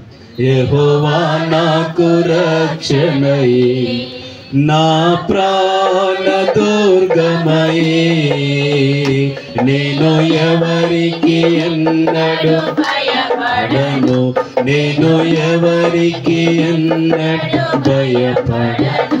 నాకు మార్గమును ఉపదేశమును ఆలోచనను గ్రహించే, నాకు మార్గమును ఉపదేశమును ఆలోచనను గ్రహించే, నీ మార్గములో జీవించుటకు కృపతో నింపి కాపాడుము, నీ ఆజ్ఞలలో జీవించుటకు కృపతో నింపి కాపాడుము. యెహోవా నాకు వెలుగాయే, యెహోవా నాకు రక్షణయే, నా ప్రాణమయే, నేను ఎవరికి ఎన్నడు భయపడను, ఎవరికి ఎన్నడు పాపము చేత బంధించబడి బాధపడుతున్న మనకు విడుదల మొదటిది. రెండవది, చెరలో ఉన్న మరణానికి శిక్షకు పాత్రలమైన మనకు మరణం నుంచి విడుదల. మూడవది, మన కలిగే ఆపదలో నుంచి మనకు భద్రత, విడుదల, భద్రత కలిగించాడు. ఇశ్రాయేలు ఐగుప్తుల నుంచి విడుదల చేసిన తర్వాత వాళ్ళ అరణ్య మార్గంలో వెళుతున్నప్పుడట వారికి సైన్యం వెనకటి భాగాన్ని కూడా కాపాడట దేవుడు. రాత్రి అగ్నిస్తంభం, పగలు మేఘస్తంభం, వారి ముందు మోసే నాయకుడు, వారి మధ్యలో ప్రవక్తలు. వారికి ఎంత భద్రత, వారికి ఎంత నియమాలు బోధిస్తూ, తప్పిపోతున్నప్పుడు, చెడిపోతున్నప్పుడు కదా, వెనుదిరుగుతున్నప్పుడు, తిరుగుబాటు చేస్తున్నప్పుడు వారికి దేవుని విధులను గురించి వారికి బోధించడం, నేర్పించడం, వారిని క్రమంలో పెట్టి కనానుకు తీసుకొని పోవడం. అవి లేకపోతే ప్రజలు ఏమైపోయేవారో. ప్రియ దేవుని బిడ్డలారా, కనుక అవస్థ ఆపదల్లో నుంచి ఆయనే కాపాడే దేవుడు అనే విషయాన్ని విడుదలిచ్చే దేవుడు. తర్వాత 136 కీర్తన 24వ వచనంలో శత్రువుల చేతిలో నుంచి మనకు విడుదల. 136:24 వచనం కీర్తన, మన శత్రువుల చేతిలో నుండి మనల్ని విడిపించెను. మన శత్రువుల చేతిలో నుంచి. ఇంకో మాట చెప్పనా, మనకు ఎవరు శత్రులో దేవుని కూడా వారే శత్రువు. అర్థమవుతుంది కదా? వాక్యం అంటుంది, మిమ్మల్ని ముడితే నా కన్నుగుడ్డును ముట్టినట్టే. దేవుని వాక్యం చెప్తుంది. తన ప్రజల్ని ఎవడు ముడతాడో దేవుని కన్నుగుడ్డును కన్నుగుడ్డు చాలా సున్నితం కదా, చాలా బాధ కూడా ఉంటుంది. మనల్ని ముడితే దేవుని కన్నుగుడ్డు ముట్టినట్టట. మనల్ని దూషిస్తే దేవుని దూషించినట్టట. దేవుని బిడ్డల వాక్యం అంటుంది, మీ శత్రువుల చేతిలోంచి నేను విడిపిస్తాను. ఇశ్రాయేలును పలుసార్లు విడుదల చేశాడు కదా, బబులోను సామ్రాజ్యంలో నుంచి విడుదల చేశాడు, ఫిలిష్తీయుల చేతిలో నుంచి విడుదల చేశాడు. అనేక సార్లు శత్రువులు, అష్షూరు రాజు అయితే అనేక సార్లు ఇశ్రాయేలు మీద దండెత్తినప్పుడు దేవుడు ఇశ్రాయేలు పక్షమున యుద్ధం చేసి అష్షూరును హతం చేశాడు. దేవుని బిడ్డలారా, వాక్యం అంటుంది, మన శత్రువులను ఆయన హతము చేయవాడు, మన శత్రువులను మనకు లేకుండా చేయవాడు. వాక్యం అంటుంది, శత్రువుల చేతిలో నుంచి ఆయన నిన్ను విడిపిస్తాడు. మన దేశాన్ని శత్రువులకు అప్పగించింది కాదు, రాజ్యాంగం కల్పించింది. మన హక్కు ఏంటంటే మన దేశాన్ని కాపాడుకునే హక్కు మనకు కలిగించింది. శత్రువులకు అప్పగించకుండా కదా, దుర్మార్గులకు అప్పగించకుండా హక్కును మనకు కలిగించింది. ఇప్పుడు దేవుని బిడ్డలారా, వాక్యం కూడా చెప్తుంది, శత్రువుల చేతిలో పడకుండా దేవుని చట్టం మనల్ని కాపాడుతుంది. అర్థమవుతుంది కదా? మనము కదా ఈ రోజున దేశాన్ని చిన్న భిన్నం చేసేస్తున్నారు కదా, ముక్కలు ముక్కలు చేసేస్తున్నారు. ఇంకో మాట చెప్పండి, మనకు మనమే శత్రులం అయిపోతున్నాం. కానీ భారత రాజ్యాంగం మనకు మనం శత్రులంగా మనం చెప్పలే, మన శత్రుల మీద పోరాటం చేయమని చెప్పింది. అందుకే మనం ఈ రోజున స్వేచ్ఛగా బ్రతుకుతున్నామంటే, ఈ రోజున కంటిని నిద్రపోతున్నామంటే, 3 పూటలు తిండి తింటున్నామంటే, స్వతంత్రంగా బ్రతుకుతున్నామంటే, మన దేశ బార్డర్లో సైనికులు ఎలా ఉన్నారు?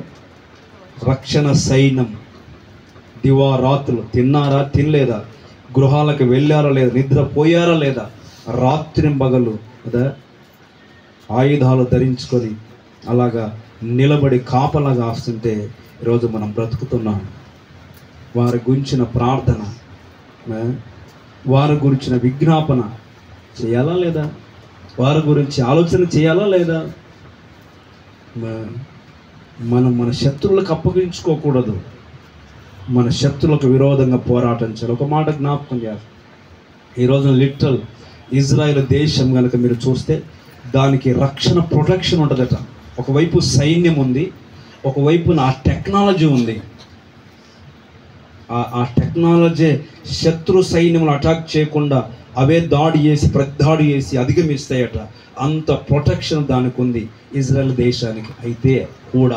అయినా కూడా ప్రతి యవనస్తుడు, ప్రతి ఇంట్లో ఉన్న ప్రతి యవనస్తుడు యుద్ధంలో ట్రైనింగ్ పొందినోడై ఉండాలట. ఎందుకో తెలుసా? శత్రువుల మీద విజయం పొందడానికి. అందుకే ఆడపిల్లలకు మీరు ఇజ్రాయెల్ దేశం వెళ్తే వాళ్ళకు వెపన్ ఈపుల మీద ఉంటుంది, సంకలో ఉంటుంది. యవనస్తులకు వాళ్ళు ఆల్రెడీ ట్రైనప్ అయి ఉంటారు. మన దేశంలో ట్రైనప్ చేస్తున్నలాగా మనకి శత్రువులు లేపుతున్నారు, మత కొల్లాలు లేపుతున్నారు. కుటుంబాల మధ్య, సమాజం మధ్య, ఐక్యతగా నివసించే ప్రజల మధ్య ఈ రోజున విభేదాలు కలిగించి కదా ఒకరికొకడు తన్నుకునేటట్టుగా, ఒకడికొకడు చంపుకునేటట్టుగా, ఒకడికొకడు కదా భేదాభిప్రాయాలు కలిగి ఈ రోజున ముక్కలు చేసేస్తున్నాం దేశాన్ని కదా. ప్రియ దేవుని బిడ్డలారా, వాక్యం అంటుంది, నీ శత్రుల చేతుల నుంచి విడిపించబడాలి. అది విడిపించేది దేవుని చట్టం. ఆమె హల్లెలూయా. మన శత్రుల మీద విజయం సాధించాలి, శత్రులను ఎదురాడి పోరాడి గెలవాలి. శత్రువుకు బానిసలం కాకూడదు, శత్రువులకు అప్పగించకూడదు. దేవుని బిడ్డలారా, మనము కూడా ఒక రక్షణ సైన్యముగా ఉండాలనే దేవుని ఆకాంక్ష. వాక్యం అంటుంది, శత్రుల చేతుల నుంచి విడిపేస్తాడు. అది నాలుగవదేనా? 5వది అంటాడు. సామెతల గ్రంథం 13వ అధ్యాయం 14వ వచనం. సామెతల గ్రంథం 13వ అధ్యాయం చూడండి, జ్ఞానుల ఉపదేశము జీవపు ఊట, అది మరణ పాశములలో నుండి విడిపిస్తుంది. వినాలా? జ్ఞానుల ఉపదేశం అంటే గ్రంథం లేదా చట్టం లేదా రాజ్యాంగం ఏం చేస్తుందంటే, జ్ఞానుల ఉపదేశం అనే మాట మరణ పాశములు చుట్టుకోకుండా, ఎక్కడ నలిగిపోకుండా, హంతమైపోకుండా, నశించిపోకుండా మనల్ని బ్రతకడానికి, ఒక మాట చెప్పాలంటే మరణ పాశాలే కానీ పాతాళపు ఉరులు మనల్ని చుట్టకుండా. వినాలి. పాతాళమేమో కింద ఉంటుంది, భూమి కింద. పరలోకమేమో పైన ఉంటుంది. మనం దిగజారిపోకుండా, మనము పాతాళంలోకి వెళ్ళకుండా, నాశన కూపంలోకి వెళ్ళకుండా, ఒకవేళ వాక్యం అంటుంది జ్ఞానుల ఉపదేశం మరణ పాశములో నుంచి విడిపిస్తుంది. ఆమేన్. హల్లెలూయా. దేవుని చట్టం ఏంటంటే, పాతాళము అగ్నిగుండము దేని కొరకు అంటే సాతాను అపవాదికి వాని దూతల కొరకు నిర్మించబడింది. మనం అక్కడ వెళ్తున్న వాని మాట విని వానికి బానిసలం అయిపోయి చెడు అలవాట్ల కిందకి చెప్పాను కదా, సంసోనుకు ఏమేసి ఒక గాలం, చెడ్డ హ్యాబిట్ చేస్తే లాగి గుచ్చబడ్డాడు. అలెగ్జాండర్ చక్రవర్తి కూడా జూదానికి చెడుకు అలవాటు పడి గుచ్చబడ్డాడు. ఇంకోటి చెప్పలే, వల వేస్తే అన్నీ పడతాయి, కప్పలు, చేపలు, పురుగులు అన్నీ పడతాయి. వల ఏంటి? అధికారం. వల ఏంటి? అధికారం. వల కులము మతం. వల కులం, మాది కులం, మీదా కులం, మీది కులం, మా కాకులం. ఈ కులమీ భేదాలు కలిగిస్తున్నారు. మనమంతా మానవ జాతి, మనమంతా మానవత్వం కలిగిన వారు, మనమంతా ప్రజాస్వామ్యం గలవారం కదా, ఐక్యత కలిగి ఉండవలసిన వారం. కానీ ఈ రోజున కులాల స్విచ్, మతాల స్విచ్, ప్రాంత విభేదాలు. దేవుని బిడ్డారా కదా. రెండవది వల. ఈ రోజున మతం కొరకు కొట్టుకుంటున్నారు, కులం కొరకు కొట్టుకుంటున్నారు. ఈ రోజున ఒకరినొకరు చంపుకునే స్థితికి దిగజారిపోతున్నారు, పాడైపోతున్నారు. మూడవది ఉరి. మూడవది ఏంటి? డబ్బు, అధికారం. మూడవది ఏంటి? డబ్బు కొరకు ఎంత నీచమైన పని చేస్తారు కదా. ఒకసారి రోత తినమంటే కూడా తినే మనుషులు ఉన్నారు. సొంత వారిని చంపడానికి కూడా బెందిరిగారు, డబ్బు కొరకు, అధికారం కొరకు. దేవుని బిడ్డలారా, చరిత్రలు చాలా ఉన్నాయి, చెప్తే బాగుండదు కదా. డబ్బు, అధికారం కొరకు తన కుటుంబీకుల్ని చంపిన వారు ఉన్నారు, తన తోబుట్టుల్ని చంపిన వారు ఉన్నారు. నా తర్వాత వీడు రాజ్యం వెళ్తాడేమో అని. దేవుని బిడ్డ, అధికారం, డబ్బు. ఈరోజున మనుషులు డబ్బులు కమ్ముడిపోతున్నారు, డబ్బుకు బానిసలైపోతున్నారు. వాక్యం అంటుంది, ధనాపేక్ష సమస్త కీడులకు, ధనవంతులకు పరలోక రాజ్యం ఉందా? లేదు. బీదలైన మీరు ధనుల పరలోక రాజ్యం. అక్కడ డబ్బుల కంటే విలువైన, డబ్బుల కంటే ఆధిక్యత, డబ్బుల కంటే అధికారం కంటే గొప్ప ఆధిక్యత దేవుని చట్టం మనకు కలిగించింది. మాసం బంగారం అయిపోవచ్చు, వార్డు మెంబర్ మనం కాకపోవచ్చు. మాసం బంగారం మనకు లేకపోవచ్చు, వార్డు మెంబర్ మనం కనీసం వార్డు మెంబర్ కూడా కాకపోవచ్చు. కనీసం ఈ మధ్యలో యూత్ అంతా లేచారు, మేము ఈ నాయకులం ఆ నాయకులం అని, అది కూడా మనకు లేకపోవచ్చు.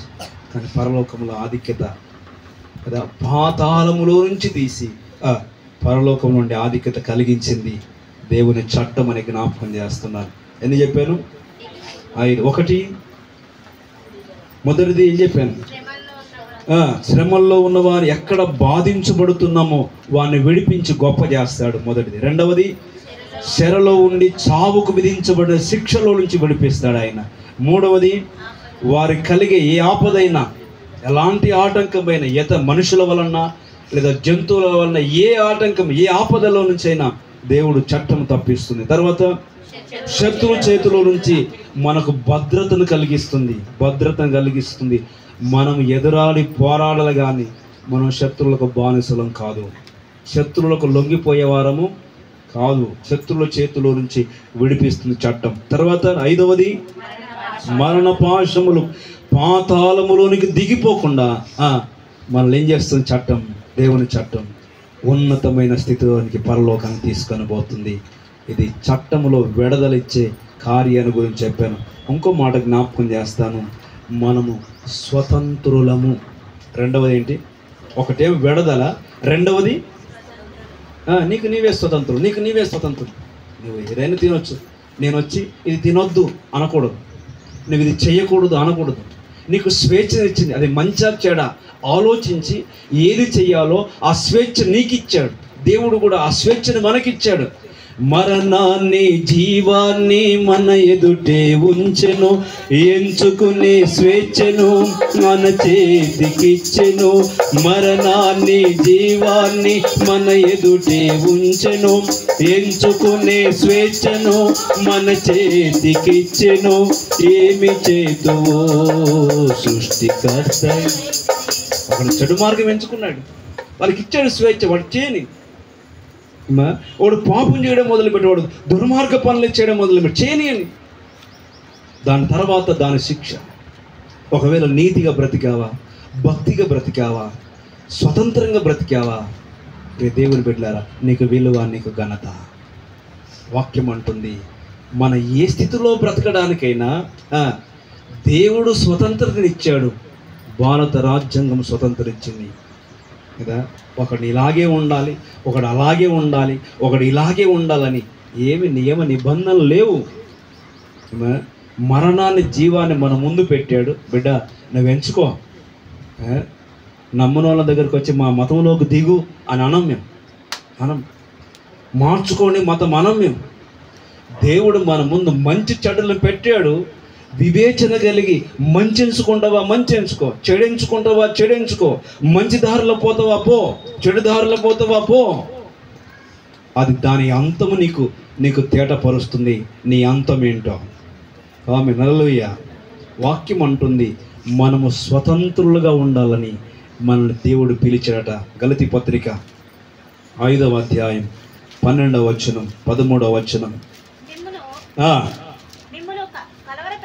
చూడండి, మిమ్మును కలవర పెడుతున్నారా? ఎవరైనా స్వతంత్రంగా ఉండకుండా, స్వేచ్ఛగా బ్రతకకుండా, స్వేచ్ఛగా ప్రార్థన చేయకుండా, స్వేచ్ఛగా ఆరాధించకుండా దేవుని సన్నిధికి ఎవరైనా ఆటంకపరుస్తున్నారా? వాక్యం చెప్తుంది. చూడండి, మిమ్మును స్వతంత్రుగా ఎవడైనా ఆటంకపరిస్తే తన్ను తానే, మళ్ళీ చదవ మాట, మిమ్మును కలవర పెట్టువారు ఏంటంటే తమ్మును తామే ఛేదించుకోవడం, చంపుకోవడం మేలు. వాక్యం చెప్తుంది నా మాటగా. సహోదరులారా, మీరు స్వతంత్రులుగా ఉండుటకే పిలువబడితిరి. ఒక మాట చూడండి, స్వతంత్రులుగా ఉండడానికి పిలువబడ్డాము. అయితే స్వాతంత్రతను దుర్వినియోగం చేయొద్దు. శరీర క్రియలు హేతు చేసుకొనక. చూడండి, ఏం కలిగి ఉండాలట? స్వాతంత్రం నేర్పింది ఏంటి? ప్రేమ. ఏమైందిరా?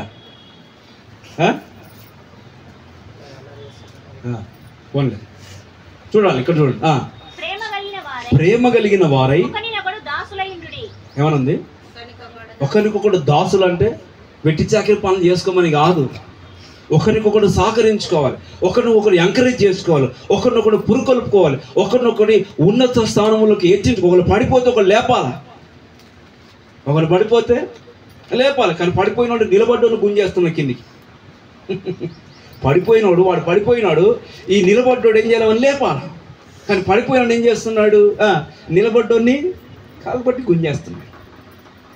వాక్యం అంటుంది స్వాతంత్రము, స్వేచ్ఛ మనకు నేర్పిన పాఠం ఏంటంటే మనం ప్రేమతత్వంలో బ్రతకాలని.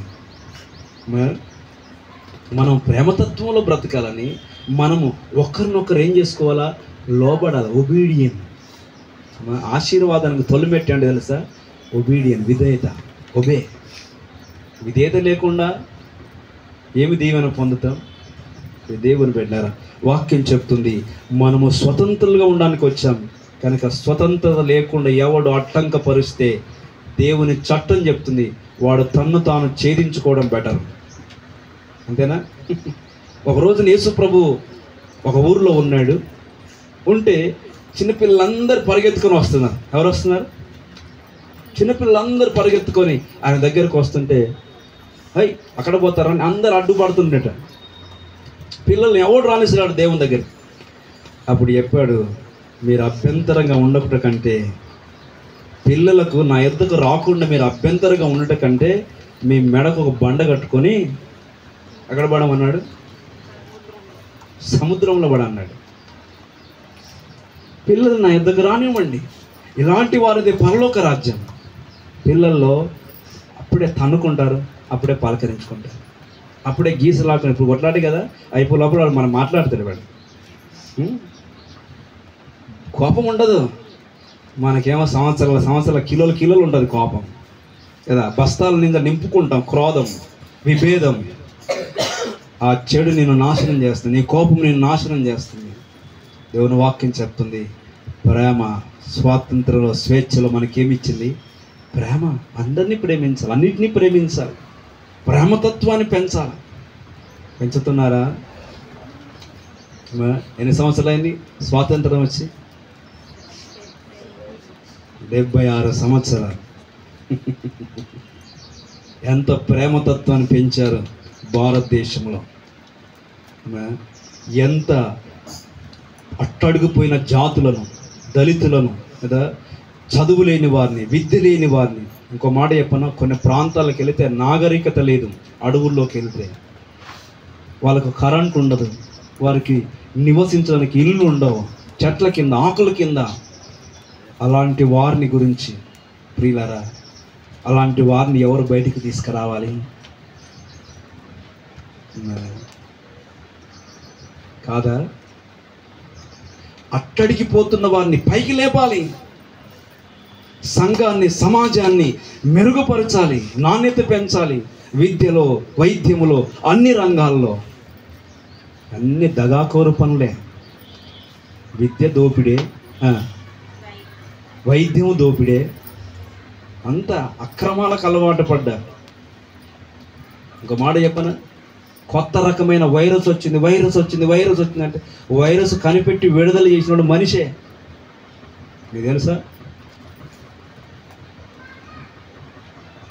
మనిషిలో ఒక వైరస్ను సృష్టిస్తాడు, ఆ వైరస్ను చంపడానికి మళ్ళా ప్రయత్నాలు. దాని ద్వారా డబ్బులు సంపాదించాలి, దీని ద్వారా డబ్బులు సంపాదించాలి. అక్రమాలకు పాల్పడుతున్నారు ఈ రోజున సర్వ ప్రపంచం. ఎక్కడ డెవలప్మెంటు, ఎక్కడ ఆధిక్యతలు? దేవుని బిడ్డలారా, దేవుని వాక్యం అంటుంది, స్వతంత్రులుగా ఉండడానికి మనం పిలువబడ్డాం. మనం ఎక్కడ బానిసలుగా ఉండొద్దు. ఇంకో మాట చెప్పనా, ఈ శరీరాన్ని చంపేవానికి భయపడొద్దు, ఆత్మను కూడా చంపేవానికి మనం భయపడాలా. ఆమె హల్లెలూయా. శరీరం చంపుతాడు, మన చంపనివ్వండి, చంపితే డోంట్ వరీ. కొడితే కొట్టనివ్వండి, డోంట్ వరీ. కానీ మన ఆత్మ, మన శరీరం మహిమా దేహం దాల్చుకొని పరలోక రాజ్యంలో ఉంటుంది. ఆమె హల్లెలూయా. చంపేవాడి దేహాన్ని చంపుతాడు, చంపేవాడిని కొట్టేవాడి శరీరం మీదనే కొడతాడు. ఏమే వాక్యం అంటుంది, ఎవడు అలాగ ఆటంకపరుస్తాడో దేవుడు వాడిని చూసుకుంటాడు. దేవుడు వాడిని దేవుని చేతిలో పడడం భయంకరం. మనం భూమి మీద ఉన్నాం, ఆయన ఆకాశం అందు ఉన్నాడు. నీ ఆలోచన, నీ దృష్టి, నీ ఉద్దేశం అన్నీ ఆయనకు తెలుసు.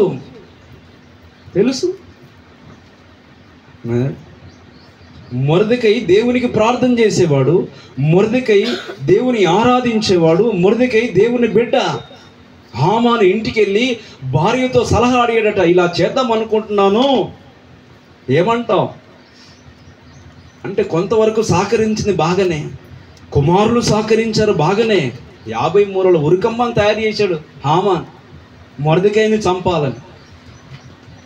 ఆ ప్లానింగ్లో లేకపోతే ఆ ప్రాసెస్లో భార్యను సలహా అడుగుతాడు, నేను ఇలా చేద్దాం అనుకుంటున్నానంటే భార్య ఒక సూచన చేసింది, నువ్వు చంపదలిసిన మనిషి లేదా నీవు విరోధంగా ఆలోచన చేస్తున్న మనిషి ఒకవేళ యూదుడే అయితే, ఒకవేళ దేవునికి ప్రార్థన చేసే వ్యక్తి అయితే నీ పన్నాగాలు సాగవు సుమా. నీ ఆలోచనలు అక్షరాల ఆమె అన్న మాట నెరవేరింది. ఇది ప్రవక్తలు అన్న మాట కాదు. అంటున్నారా? ఎక్కడికో వెళ్ళి ఎవరినో దర్శనం చేసుకుంటే అడిగితే చెప్పిన మాట కాదు. తన భార్యతో హామాను చేసిన ప్రయత్నంలో భార్య అన్నది, నీవు ఎవరి మీద విరోధంగా మాట్లాడుతున్నావో, ఎవరి కొరకు నువ్వు కంకణం కట్టుకుంటున్నావో ఆ వ్యక్తి దేవునికి ప్రార్థన చేసే వ్యక్తి అయితే నీ ఆటలు సంబరపడ్డాడు. 50 మూరల ఉరికమ్మను తయారు చేసుకొని నేను మొర్దెకైను చంపేస్తాను, వాని ప్రజలను హతం చేస్తానని. అదే సమయానికి, అదే దినము, అదే గంటకు, అదే రోజు శాసనము తిప్పివేయబడింది. హామానును బంధించాడు, తీసుకుని వెళ్ళి తన కుమారులతో పాటు అదే ఉరికమ్మ మీద ఉరి తీయబడ్డారు. ఎవడు తోకున్న గోతిలో పడతాడు. ప్రియులారా, దేవుడు అందరినీ చూస్తున్నాడు. దేవుని చట్టం కదా, ఈ రోజున రాజ్యాంగం ఏ కులమైన, ఏ మతమైన, ఏ జాతి అయినా అందరికీ వర్తిస్తుంది. అందరికీ వర్తిస్తుంది. చదువుకున్నా చదువుకోకపోయినా, అడవిలో ఉన్న పట్టణంలో ఉన్న రాజ్యాంగం అందరికీ. అవునా కాదా? మరి దేవుని చట్టం క్రైస్తవులకేనా? దేవుని చట్టం మనకేనా? ప్రియులారా, ఆయనను తృణీకరించే వారికి శిక్ష. ఒకవేళ రక్షించు దేవా అని ఎవరు ప్రార్థన చేస్తారు? మనం చదువుకున్న విడుదల అనే మాటలో మొరపెట్టుట, ప్రార్థన ప్రార్థన అనే మాట కనబడుతూ ఆ మాటలు రాయబడ్డాయి.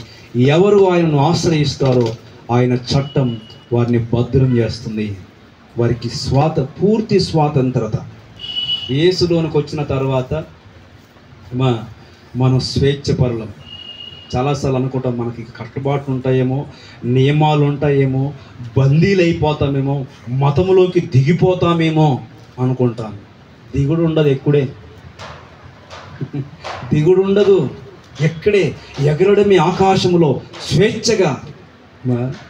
దేవుడు అన్నిటి నుంచి, పాపము నుంచి, సాతాను నుంచి, మరణము నుంచి, అగ్నిగుండము నుంచి, పాతాళము నుంచి మనకు స్వేచ్ఛను విడుదలిచ్చాడు. ఇక మనకు మరణం లేదు. అది పాత నిబంధనలో ఒక నియమం ఉండేది. ఒక నియమం ఉండేది. ఎవడైనా పాపం చేస్తే ఏమీ లేకపోతే బీదవాడైతే 2 పావుర పిల్లలు తీసుకొని రావాలి. గువ్వలు కానీ పావురాలు కానీ. వారు తప్పు చేసినప్పుడు వానికి ప్రాయచిత్తం కొరకు 2 గువ్వలు తీసుకొని వస్తే ఆ నియమములు మనం చూస్తే ఏంటంటే, ఒకదాన్ని తల ఖండించాలి. ఒక పావురాన్ని లేదా ఒక గువ్వను తల ఖండించి వినాలి. చాలా జాగ్రత్త వినాలి. ఖండించి మిగతా ఇంకోటి బతికుంటే చూడు, ఒకటేమో చావాలి, ఒకటి బతికుంటుంది. వినాలి. ఇక్కడ నియమం అది చాలా గమనించాలి. వచ్చిందేమో తప్పు చేసినాడు ఒకడు, పాపం చేసినాడు ఒకడు. ఇవేం పాపం చేయలే పక్షులు, కానీ వాటిని తీసుకొచ్చాడు. పాపమునకు ప్రాయచిత్తంగా ఒక దాన్ని చంపాడు, దాని రక్తం ఒలికించాడు. ఆ రక్తాన్ని పట్టుకొని ఇంకోటి బ్రతికుని చూడు పావురం, దాన్ని ఏం చేయాలి తెలుసా? ఆ రక్తంలో ముంచాలి. ఆ పావురం ఏం చేయాలి? ఆ రక్తంలో ముంచాలి. దాని కాలుకు ఎర్రని తొగరు దారం కట్టాలి. కట్టి దాన్ని వదిలేయాలి. ఒకటి పాపమునకు అక్కడ ప్రాయచిత్తం కలిగింది, రెండవది స్వేచ్ఛ కలిగించింది పాపం నుంచి అనే సూచన గుర్తు. అది ఒకటి చచ్చిపోయింది కదా, ఈ బ్రతికిన దాన్ని దాంట్లో రక్తంలో ముంచి దాన్ని వదిలిపెట్టాలి. అది విహరించాలి, ఎక్కడైనా వెళ్ళొచ్చు. ఒకవేళ వేటగాడు దాన్ని పట్టుకుంటే, పాత నిబంధనలో నియమం, దాని కాలుకు ఎర్రన తొగర దారం కట్టబడిందంటే దాన్ని చంపొద్దు, తినొద్దు. దాన్ని చంపొద్దు, వదిలిపెట్టాలి. అది ఎంతకాలమైనా బతకదు. అది స్వేచ్ఛ దానికి. అలాంటి చట్టము దేవుంది. ఆమె హల్లెలూయ. ఒక్కసారి మన కొరకు యేసు శిలువలో శిక్ష విధించబడ్డాడు. మనం ఆయన రక్తములో ముంచి ఎగరాలి. ఆయన రక్తములో మునిగి ఎగరాలి. ఆయన రక్తం మన పాపులకు క్షమాపణ కలిగించింది, ఆయనలో స్వాతంత్రత కలిగించింది. స్వేచ్ఛగా ప్రార్థన చేయొచ్చు, స్వేచ్ఛగా ఆరాధించవచ్చు, స్వేచ్ఛగా దేవుని కొనియాడొచ్చు, గంతులేయొచ్చు, ఆనందించవచ్చు, లేదా ఆరాధించవచ్చు, ప్రకటించవచ్చు, ఎల్లప్పుడూ ఆనందించవచ్చు. దేవుని సన్నిధి అంటే ఆనందించడమే, రోధించడం కాదు, కన్నీళ్లు గార్చడం కాదు, దుఃఖపడడం కాదు, బాధపడడం కాదు. అన్నిట్లో నుంచి స్వేచ్ఛను కలిగించింది ఆయన రక్తం. హల్లెలూయా. బతికున్న పక్షి ఎలా ఎగరబడుతుందో, నేను యేసు రక్తంలో మునిగితే ఆ స్వాతంత్రతను, ఆ స్వేచ్ఛను దేవుడు కలిగించి. అందుకే అంటాడు 5వ అధ్యాయంలో, గలతీ పత్రిక 5వ అధ్యాయం 1వ వచనంలో ఆ మాట చదువుకున్నాం. ఈ స్వాతంత్ర్యము అనుగ్రహించి, చూడండి, క్రీస్తు మనలను ఏం చేశాడట? స్వేచ్ఛ పరులుగా, మన స్వతంత్రులుగా చేసి ఉన్నాడు. కాబట్టి చూడండి, మీరు స్థిరముగా నిలవాలి. మరలా దాస్యమైన కాడి కింద మిమ్మల్ని స్వేచ్ఛగా, పాపమునకు బానిసలైతే విడిపించాడు, సాతానుకు బానిసలైతే విడిపించాడు, చెరలోనికి వెళ్ళిపోతే విడుదల చేశాడు కదా. ఎక్కడ పాతాళ కూపంలోకి వెళ్ళామో లేదా శత్రువు చేతుల్లోకి వెళ్ళామో దేవుడు సమస్త వాటి నుంచి విడుదల చేశాడు, మనల్ని స్వతంత్రులుగా చేశాడు. హల్లెలూయా. మరలా దాస్యమనే కాడి కిందికి చెప్పాను కదా, 76 సంవత్సరాలు అయితే స్వాతంత్రం వచ్చి ఇంకా కొంత బతుకులకు బానిసత్వం పోలే. కొన్ని అట్టడిగిన కుటుంబాలకు మేలుకొలుపు లేదు, చైతన్యము లేదు, విద్యారంగము లేదు, వైద్యము లేదు. దేవుని బిడ్డారా, అది స్వాతంత్రం కాదు, ప్రేమ, ఎదుగుదల స్వాతంత్రములో కల్పించింది, స్వేచ్ఛలో కల్పించింది. ప్రియమైన దేవుని బిడ్డారా, అందుకే అంటాడు మరలా దాస్యమైన కాడి కిందికి, మళ్ళా పరో కిందికి పోతే ఎట్లుంటుంది?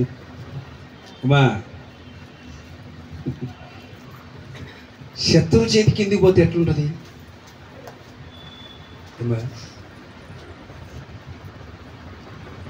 చెరలోనికి పోతే ఎట్లుంటుంది? మరణ శిక్షలోనికి పోతే ఎట్లుంటుంది? వాక్యం అంటుంది మరలా దాస్యమైన కాడి కిందికి బానిసలు కాకండి. మీరు బానిసలా? ఎంతమంది బానిసలు? ఇంకో మాట్లాడితే ఎంతమంది స్వతంత్రులు? యేసు రక్తములో మునిగిన వాడు స్వతంత్రుడు. యేసు రక్తములో మునగలేదంటే నీకు స్వతంత్రత లేదు. ఎక్కడో బందీ అయిపోయావు, ఎక్కడో నిన్ను డామినేట్ చేస్తుంది ఏదో, ఎక్కడో నువ్వు సాతాను కొరల కింద ఉన్నావు. ఈరోజు దేవుడు నీతో మాట్లాడుతున్నాడు. ఒకటి నీకు విడుదల, రెండవది నీకు స్వేచ్ఛ కావాలంటే యేసు రక్తములో మునగాలి. ఎక్కడ మునగాలి? అక్కడ అంటాడు యేసులో నిలవాలి. నిలుస్తున్నారా? పాపమేమో నీరసింపు చేస్తుంది, అవిధేయతనేమో శిక్షకు పాత్రలు చేస్తుంది, దుర్మార్గత మనకు ఔన్నత్యాన్ని కలిగించదు. దేవుని బిడ్డ వినాలా కదా? పరిశుద్ధత ఘనతనిస్తుంది, మెప్పునిస్తుంది, మహిమనిస్తుంది. నీతి స్వతంత్రంగా, సత్యం ఏం చేస్తుంది? స్వతంత్రంగా సింహంలాగా ధైర్యంగా ఉంటామండి. డబ్బు లేకపోయినా సరే, పేరు లేకపోయినా సరే, నీతి ఏం చేస్తుందంటే మనది ధీమాగా ఉండేటట్టు చేస్తుంది. దేవుని వెళ్ళారా, మనము చావడాన్ని కాదు, నిత్య జీవం కొరకు మన జీవం పరమం ఉంది. ఆమె హల్లెలూయ. మనం చావము, బ్రతుకుతాం. మనము చావము. ఉందా నిరీక్షణ? మీకుందా నిరీక్షణ? దేవుని చట్టం మనల్ని చావకుండా చేసింది, నిత్యం బ్రతుకుట కొరకే. ప్రార్థన చేసుకుందాం, తల నుంచి కళ్ళు మూసుకుందాం, ప్రార్థన చేసుకుందాం అందరు కూడా.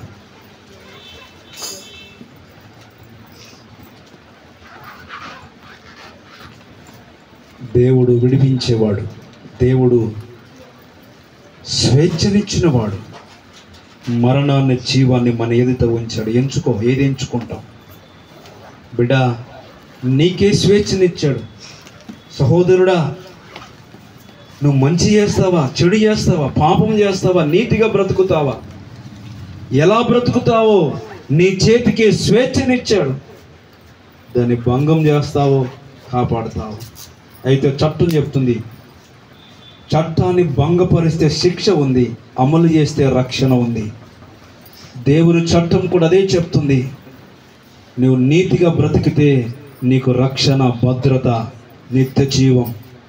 అదే పాపం చేస్తే అగ్ని ఆరదు, పురుగు చావదు, మండే అగ్నిగుండం నీకుంది. గుర్తుపెట్టుకో, సర్వలోకము తెలుసుకోవాలి.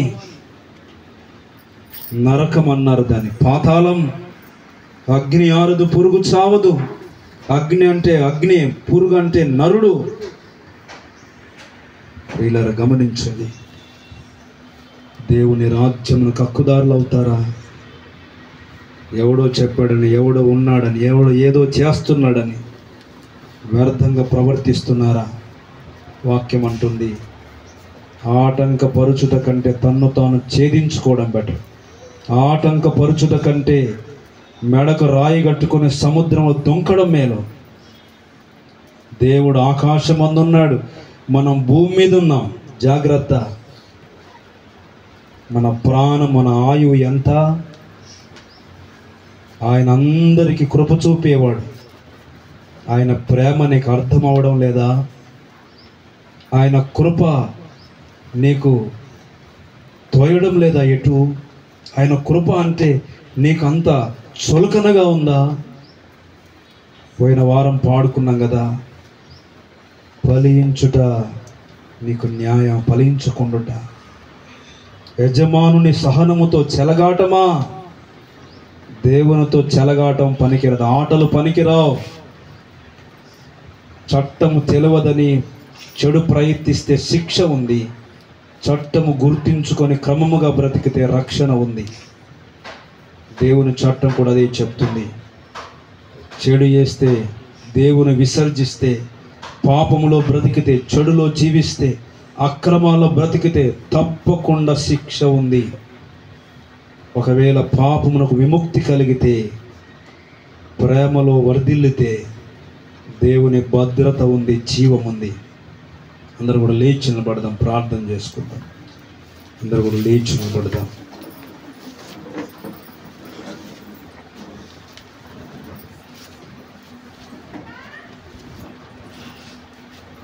ఫలముల నాశించిన పరలోక తండ్రి,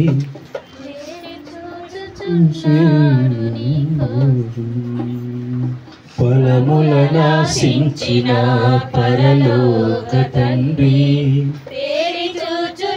నాడు నీ వైపు ప్రేమతో నిన్ను పెంచిన ప్రియ తోటమాలి, పరీక్షించుచున్నాడు నీ కాపు. ప్రేమతోడు నిన్ను పెంచిన ప్రియ తోటమాలి, పరీక్షించుచున్నాడు నీ కాపు. ఫలించకుండుట నీకు న్యాయమా? యజమాని సహనముతో చెలగాటమా? ఫలించకుండుట నీకు న్యాయమా? యజమాని సహనముతో చెలగాటమా? నిజమే. ప్రేమలో వర్ధిల్లకుండా, ఒకరికొకడు లోబడకుండా, విధేయత చూపకుండా, విడుదల పొందకుండా, ఎక్కడ తోటమాలితో, యజమానుని సహనముతో, సృష్టికర్తైన దేవునితో చెలగాటమాడుతున్నామా? మనల్ని పరీక్షించుకుందాం. ఆయన చట్టం విడుదలిచ్చింది. ఆయన చట్టం స్వేచ్ఛను, ప్రేమలో, ఒకరినొకరు సమానత్వములో పురుకొల్పుకునే విధంగా మార్గము చూపింది, నిత్య జీవాన్ని ఇచ్చింది. ప్రార్థన. పరిశుద్ధుడా, మహోన్నతుడా, గొప్ప దేవ, ఇంతవరకు మాతో మాట్లాడిన ప్రతి మాటను బట్టి నీకు స్తోత్రం. చేరి వచ్చిన బిడ్డలందరూ మీరు జ్ఞాపకం చేసుకున్నాయి. ఈ దినము గణతంత్ర దినోత్సవం. భారతదేశంలో సార్వభౌమ అధికారాలను కాపాడుకోవడానికి, సమన్వయంతో పాలించుకోవడానికి, సర్వ హక్కులను కల్పించి అమలు చేసుకునే ఇచ్చిన విధానం బట్టి నీకు స్తోత్రం. భారతదేశమును బట్టి, రాజ్యాంగమును బట్టి గర్వపడుతున్నాం, సంతోషిస్తున్నాము తండ్రి. మంచి కాన్స్టిట్యూషన్ మాకు ఇచ్చినందుకే నీకు వందనాలు చెల్లిస్తున్నాం. దేవానికి స్తోత్రం. సర్వ మానవులు సమానత్వాన్ని చూపించింది బట్టి నీకు వందనాలు చెల్లిస్తున్నాం. దేవుని చట్టము కూడా ఎలాంటిదో ఏదైనా మాతో మాట్లాడు. అయినా మా అన్ని బంధకాల్లో నుంచి విడిపించేవాడవు నీవని, మాకు స్వేచ్ఛను కల్పించిన వాడవని, అంతేకాదు మేము స్వేచ్ఛగా దేవుని సన్నిధిలో ఉండాలని, పరలోక రాజ్యములో ఉండాలని మాకు స్వాతంత్రతనిచ్చినందుకే వందనాలు. మాకు మేమే పరిపాలించుకోవాలి, మాకు మేమే రాజులము, యాజకులుగా ఉండాలని మమ్మల్ని నియమించినందుకే స్తోత్రం. చేరిన సంఘమంతటి బిడ్డలందరినీ జ్ఞాపకం చేసుకో. ఇంకా ఎవరైతే నీ రక్తమందు మునగలేదో, ఎవరైతే స్వేచ్ఛగా బ్రతకలేకపోతున్నారో వారిని మీరు జ్ఞాపకం చేసుకో. విడుదల, స్వాతంత్రము కలిగించమని నాయన నీ చట్టము కింద విధేయులమై బ్రతుకుటకు సాయించను. కృతజ్ఞతలు చెల్లించి యేసునామమున ప్రార్థన చేస్తున్నాను మా తండ్రి, ఆమేన్. పరమతండ్రి దేవుని ప్రేమ, యేసుక్రీస్తు కృప, పరిశుద్ధాత్మ దేవుని సహవాసము, సన్నిధి, కాపుదల, భద్రత కూడిన మనందరి సకల పరిశుద్ధులకు ప్రభుత్వ పర్యంతరం సదాకాలము తోడై నడిపించును గాక. ఆమేన్. అందరం చేతులైతే పాట పాడి ముగించుకుందాం. తండ్రి కుమార శుద్ధాత్మకును తగు స్తుతి మహిమలు కలుగుగాక. ఆదిని నీప్పుడు ఎల్లప్పుడు నైనట్లు యుగములు నౌను. ఆమేన్. తండ్రి కుమార శుద్ధాత్మకును తగు స్తుతి మహిమలు కలుగుగాక. ఆమేన్. Praise the Lord. మీకు అందరికీ వందనాలు. 2 నిమిషాలు కూర్చోండి. అంకిత్ బర్త్డే ఈరోజు. నరేందర్ బర్త్డే.